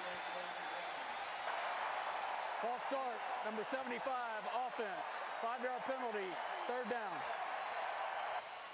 That's going to push it back a little bit for the Sooners. And Walter Rouse is trying to get into his pass set as early as possible. You see offensive linemen try and cheat the snap count as often as possible because they know the athleticism of some of these pass rushers, man. You got to sit in here, and it's going to be hard with this crowd as amped up as it is now. 6 penalties for a total of 45 yards for Oklahoma. 3rd and 13. Got to get down to the 16 for the 1st down. Arnold stands firm and delivers a pointed pass to Farouk. 1st down, Oklahoma. Picked up 16. That is big time. The offensive tackle's getting dumped right at your feet, and you just standing there and you don't flinch. There's Arnold on the run this time, using his legs, and stopped up at about the 12 by Eddie Heckard. Yeah, Tyler Batty with a nice rush off the edge. That's what they call a power rush. Kick off your Week 11 NFL Sunday at 10 a.m. Eastern Time. Countdown Crew, ESPN, and the app. They'll have all the early breaking stories and updates. Monday Night Football Crew will be in Kansas City for Super Bowl 57 rematch. Eagles-Chiefs, 8 Eastern, ABC. Deportes, ESPN. Peyton and Eli on the Deuce.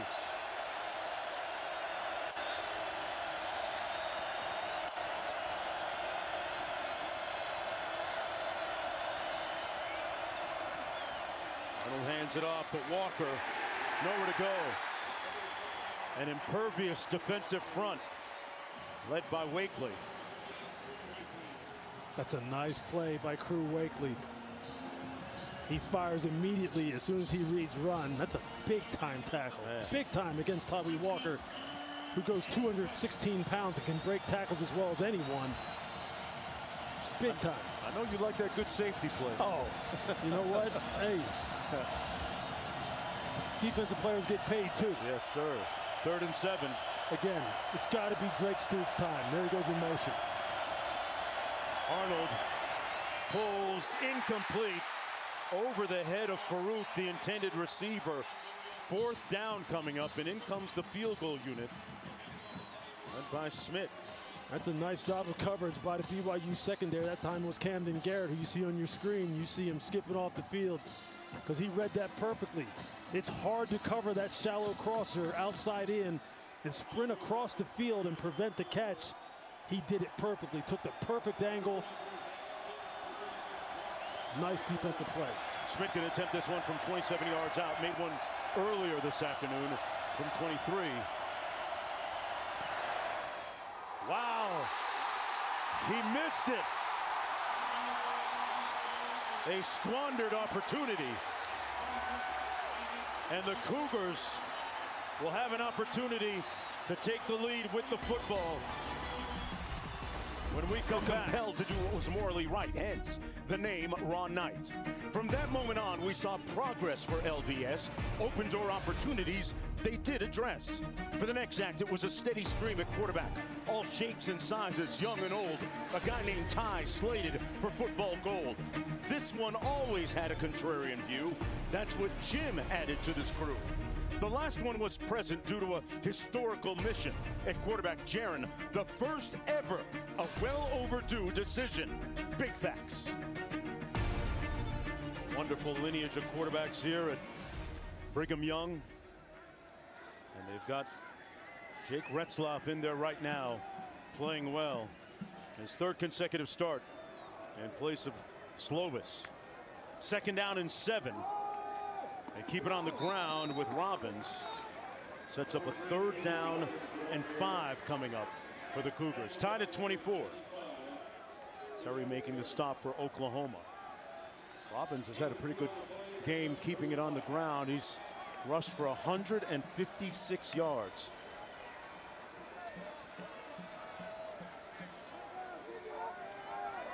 Big 3rd down and 5. Big 3rd down for Oklahoma. And Terry just made that last tackle. He's coming out of the game. From a field position standpoint, it's a big 3rd down for Oklahoma. The young quarterback now in the game, and for Roberts in motion. They're going to keep it on the ground and pick up the 1st down with Robbins out to the 33. I'm just so impressed with this BYU offensive line today. Yes. These guys have answered the bell. They have taken the challenge. They've taken it personal. And you can just see it. 162 yards rushing now for Aiden Robbins, averaging over 8 yards a carry, 8.5 to be exact. 240-pound running backs start to wear on a defense. And this is the time where it starts to really show up at this point in the game. Transfer from UNLV, initially from Louisville, Kentucky. Little play fake. Retzlaff gets it out to his receiver, Marion. And Marion going to be brought down to the 31 as we go back to the studio. I want to catch you up on what's going on between Maryland and Michigan. It is getting close. Talia Tagovailoa, big pass to Caden Prather, originally ruled a touchdown, reviewed down at the 1. They would then punch it in. 29-24, start of the 4th quarter, Michigan. Little tight there. 9:42 to go here. Robbins in the backfield. Rex in motion. They keep it on the ground with Robbins. Big blocks in front of him. Got about 5. Dolby making the tackle for Oklahoma. You just get the feeling, Lewis, that this BYU offense is in rhythm, even in light of the fact that they had the pick 6. They still move. They've been moving the ball well in the second. They sure have. And again, the offensive line is answering the challenge. And what the running ability of Jake Retzlaff does to the defense is it slows everyone down up front, especially the perimeter players. They don't know if they can flow down the line of scrimmage as fast because he may pull the ball on some of these zone actions. The linebackers kind of get caught going, did he hand it? Did he not hand it? And your fits get all messed up. Empty formation. Backside pressure. Ball on the ground. It's loose. The Sooners recovered it at the 25. A big hit by Stutzman to jar the ball loose. He disgorged it from the quarterback, and the Sooners have an opportunity. The 3rd turnover of the day This is what you want from one of your best players. You see him just sneak out here and then come off the edge. Retzlaff never sees him. Holds the ball a count too long, a beat too long. And that's what you expect out of your big-time playmakers. We talked about Stutzman getting amped up with that Motley Crue music. He rock and rolled right there. Back after Football is presented by Zales, the Diamond Store. Love real. And in part by Popeye's Louisiana Kitchen.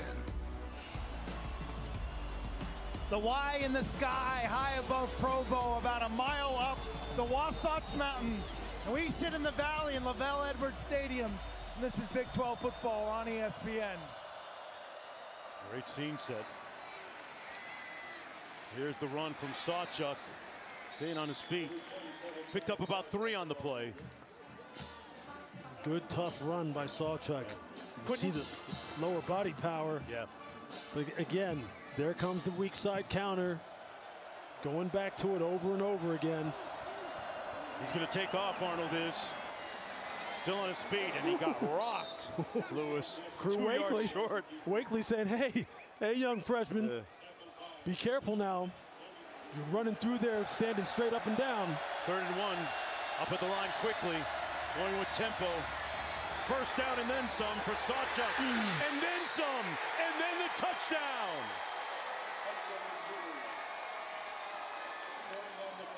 A great straight arm along the way on Alfred. That is a big boy run by Gavin Sawchuck.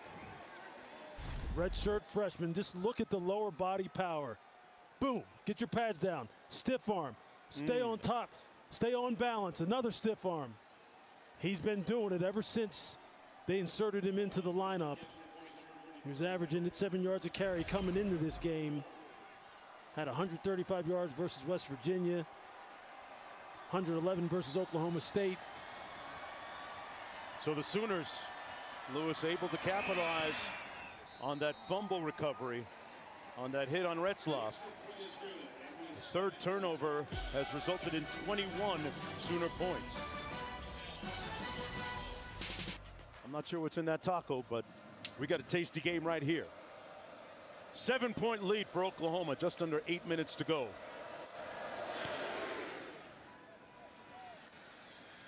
It'll be 1st and 10 from the 25. Now a quick word from Cheez-It. I'm RG3Z. See you next time. Right, hey, who changed my name to RG3Z? Me? It's a great combo. Like college football and Cheez-It, you like? You cheddar believe it. And how will college football fans feel? They're gonna be feeling the cheesiest! Woo!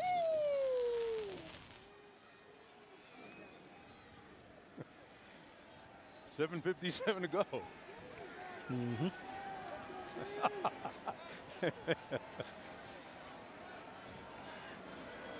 From the 25.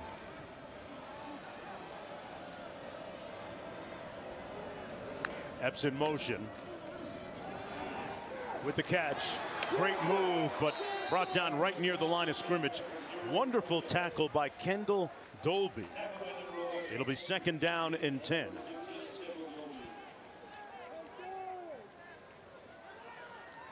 I know Jake Retzlaff has had some big turnovers in this game that have been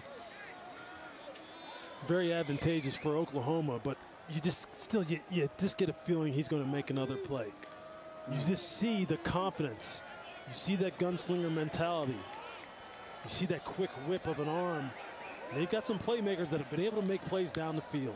He's got some swagger to him. They keep it straight ahead on the run between the tackles. Robbins picks up about 3 on the play. 3rd down coming up. Got to get to the 35 to move the chains. Every possession becoming critical, absolutely critical now. Got to pick up this 1st down. 6:55 and the clock running. The running game starting to tick up for Oklahoma offensively. You got to pick this one up. 2 games remaining for them to become bowl eligible. Here today and then next week at Oklahoma State. Trying to handle their business right now. This has been a situation where they try to get the ball to Cody. Oh, he wasn't expecting the snap. And it came at him anyway. Got a whistle on the field. Retzlaff wasn't expecting the ball to come firing out.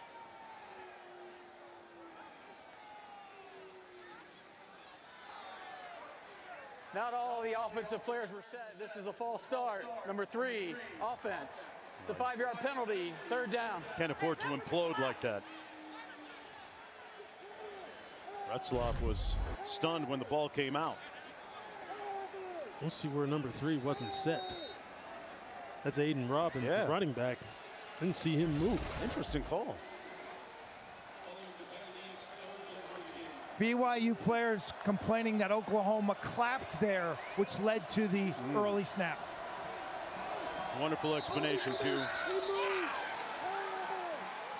I don't think they've got an explanation for this one, though. False start, number 61, offense. 5-yard penalty, 3rd down. Let's listen I can to tell the you previous one to see if there was a clap or not.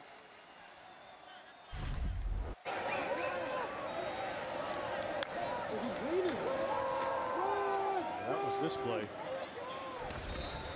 That wasn't the penalty play, No. but on the last one just now where they got the false start, you see that late shift where the Mike linebacker may yell move, and you see the defensive tackles move their alignments inside.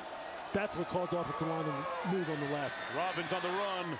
A good sprint up the middle. He's going to be about 6 yards shy of the 1st down. Bowman Jr. making the tackle for the Sooners, and in comes the punt unit for BYU after that gain of 10. That's a big time miss right there. Yeah. Self-inflicted penalties, back to back inefficiencies. I mean, that's a critical possession right there, because now this clock is running again, about to go down inside of 5 minutes, and you know Coach Levy and the Oklahoma coaching staff is going to say, look, we're dialing up a lot of run. We're going to try and take the air out of this game right now with Sawchuck. Rico punting to Freeman. Catches it at the 29. It'll be 1st and 10 from there after the 42-yard punt. The Sooners trying to get the win in their first trip ever to Provo. There's a late turnover. The 3rd one caused by the Sooner defense, resulting in 21 points today. And remember, one of the themes coming into this ball game today was Oklahoma defensively amongst the national leaders in interceptions and turnovers. There's the evidence. Can they close this out? Arnold taking a shot and overshot his receiver wide open, Nick Anderson. He'd love to have that one back, Lewis. Oh. Jeff Levy just going for the dagger, the knockout shot. How surprising is that? I mean, he said, you know what, how about this? I'm going to dial up a double move to Nick Anderson, and it worked perfectly. He was 5 yards behind Jacob Robinson, 5 yards, and he just missed him. Oh, my. That was the ball game right there. That was the one. 2nd and 10 as a result. Stover in motion. They're going to keep it on the ground. Sawchuck out to midfield. And what an afternoon Sawchuck is having. Guess what they ran? This time they ran power. They ran it to the strong side. Double team front side. Pull the guard. Matoyer. And there goes Sawchuck. Look, Jeff Levy, the offensive coordinator for Oklahoma, is a former offensive lineman. So you know he's going to put it in the hands of the big boys up front. He said that they have been playing well in pass pro. He wanted to see them be better in the run game. I think right now is where they can prove that. Sawchuck, 107 yards on the ground.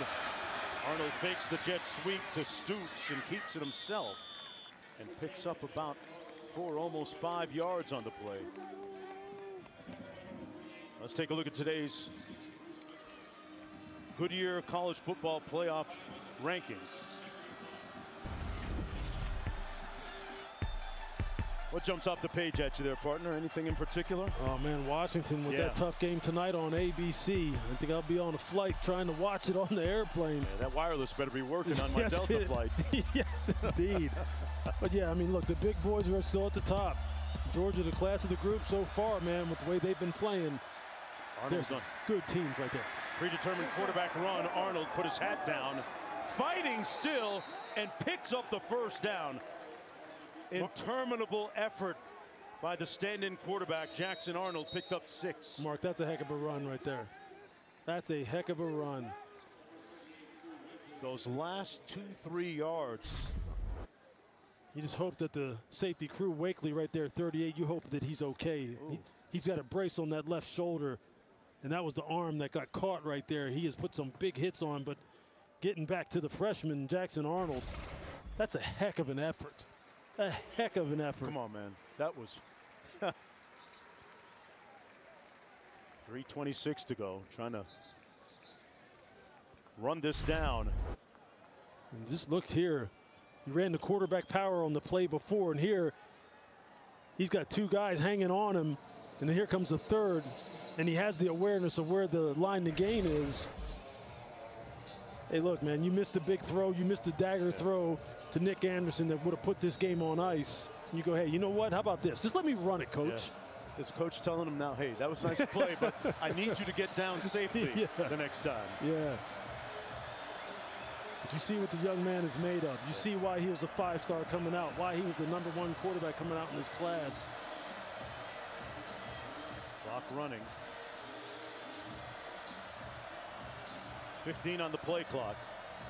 Under 3 minutes to go.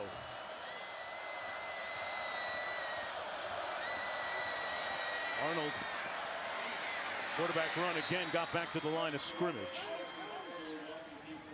2nd and 10 coming up. Rock Stars are racing head to Sin City.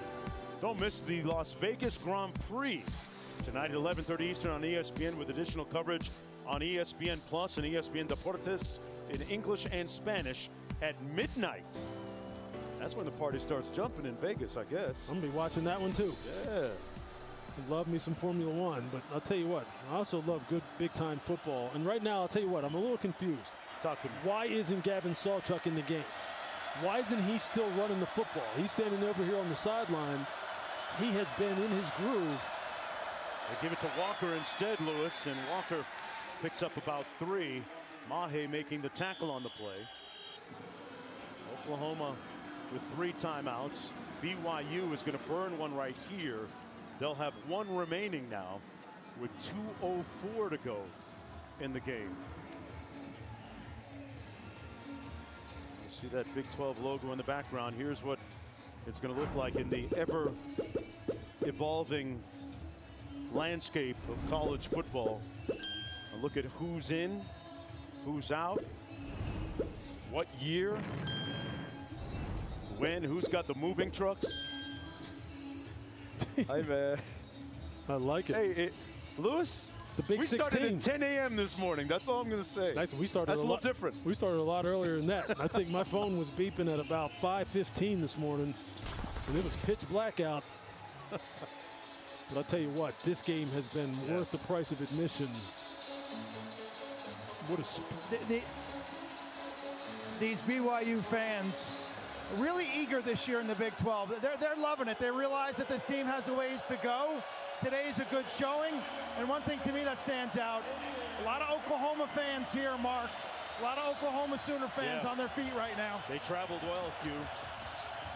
3rd and 7. Stoops in the slot to the bottom of your screen. Arnold gets rid of it quickly. Got his man for the first down. Complete to Farouk, and Farouk slow to get up on that 8-yard catch. On that slant, he took a hit to the back of the head. It looked like from Alfrey. It's not a targeting situation from what I can tell from this angle, but I think he took one that you see his back get turned right here. Then you see the arm go wrapped around like right at the ear hole from Alfrey when he's coming in trying to get the hit, trying to dislodge him from dislodge the football. It's the left arm that wraps around and hits him.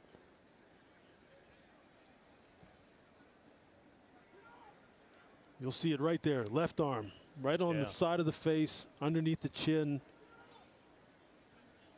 That'll definitely disorient you. Pass ruled complete. I'll tell you, look, Jaleel Farouk has made some big-time plays. And this is a guy who they singled out. They said he's like a running back playing wide receiver. Very good with the ball in his hands. He's made some tough catches. Tough kid. 5 catches for 53 yards today, and Good to see the young man get up with a little bit of assistance.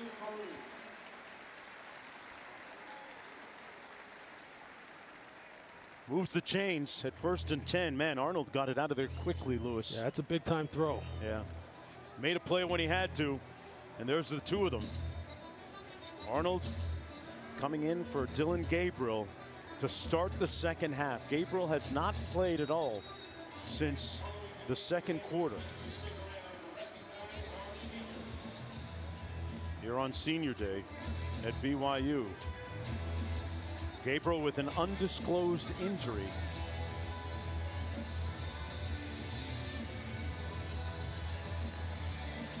Sawchuck having an impassioned conversation with the officials.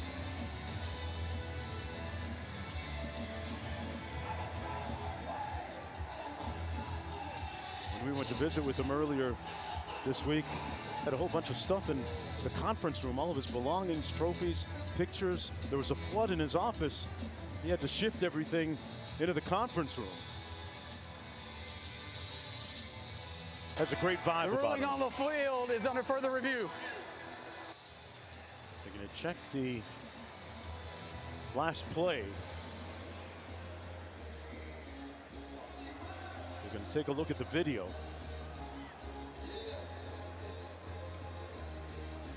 But Sawchuck was very much a believer. Had a lot of faith in his team coming into this game this afternoon. One more look at the play. You see he has the catch. Yeah, he tucked it away right there too. First down right there. Knees down. Knee is got down. the first down.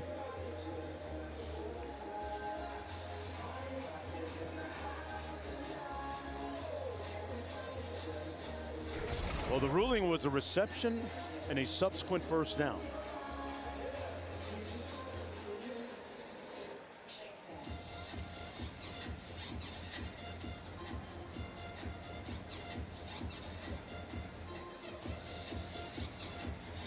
Sawchuck contending that perhaps it was a reception and a subsequent fumble. As we take another look.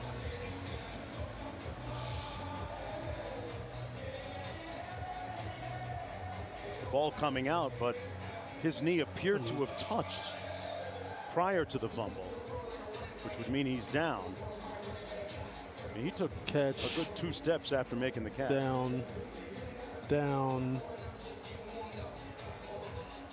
And then BYU recovering it in the ensuing sequence. But that's irrelevant. After review, the ruling on the field stands. First down. There we go. Game clock operator.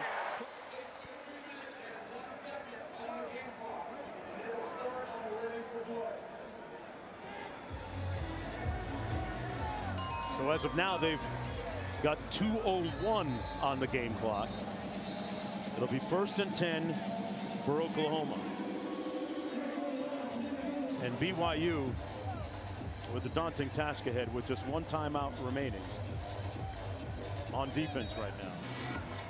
BYU is taking their 3rd and final timeout. This is the 3rd. Well, scratch that. They're out of timeouts now after that one.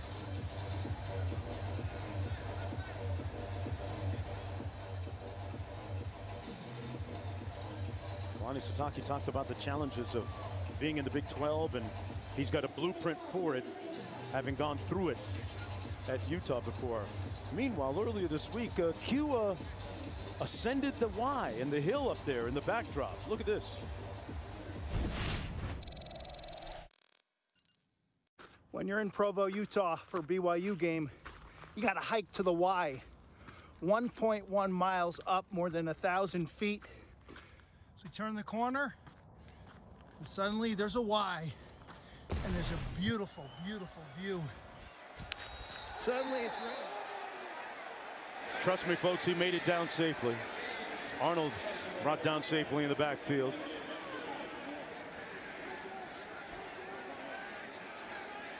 And BYU with no timeouts remaining.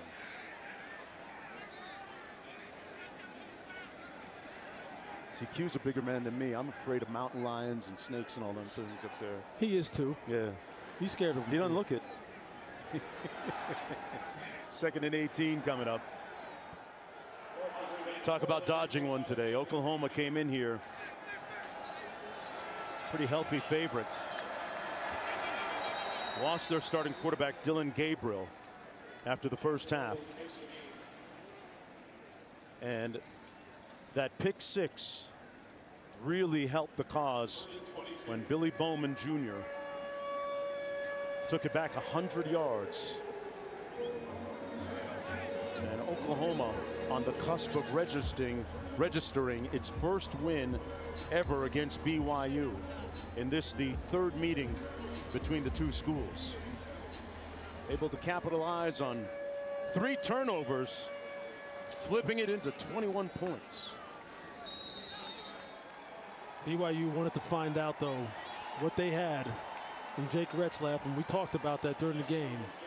I think they have a good idea. Yes. I think they have a good idea. The future is bright for that young man. What he adds in the run game from the quarterback position will prove valuable moving forward for Kalani Sitake. Coach Venables, meanwhile, and the Sooners will head back to Norman.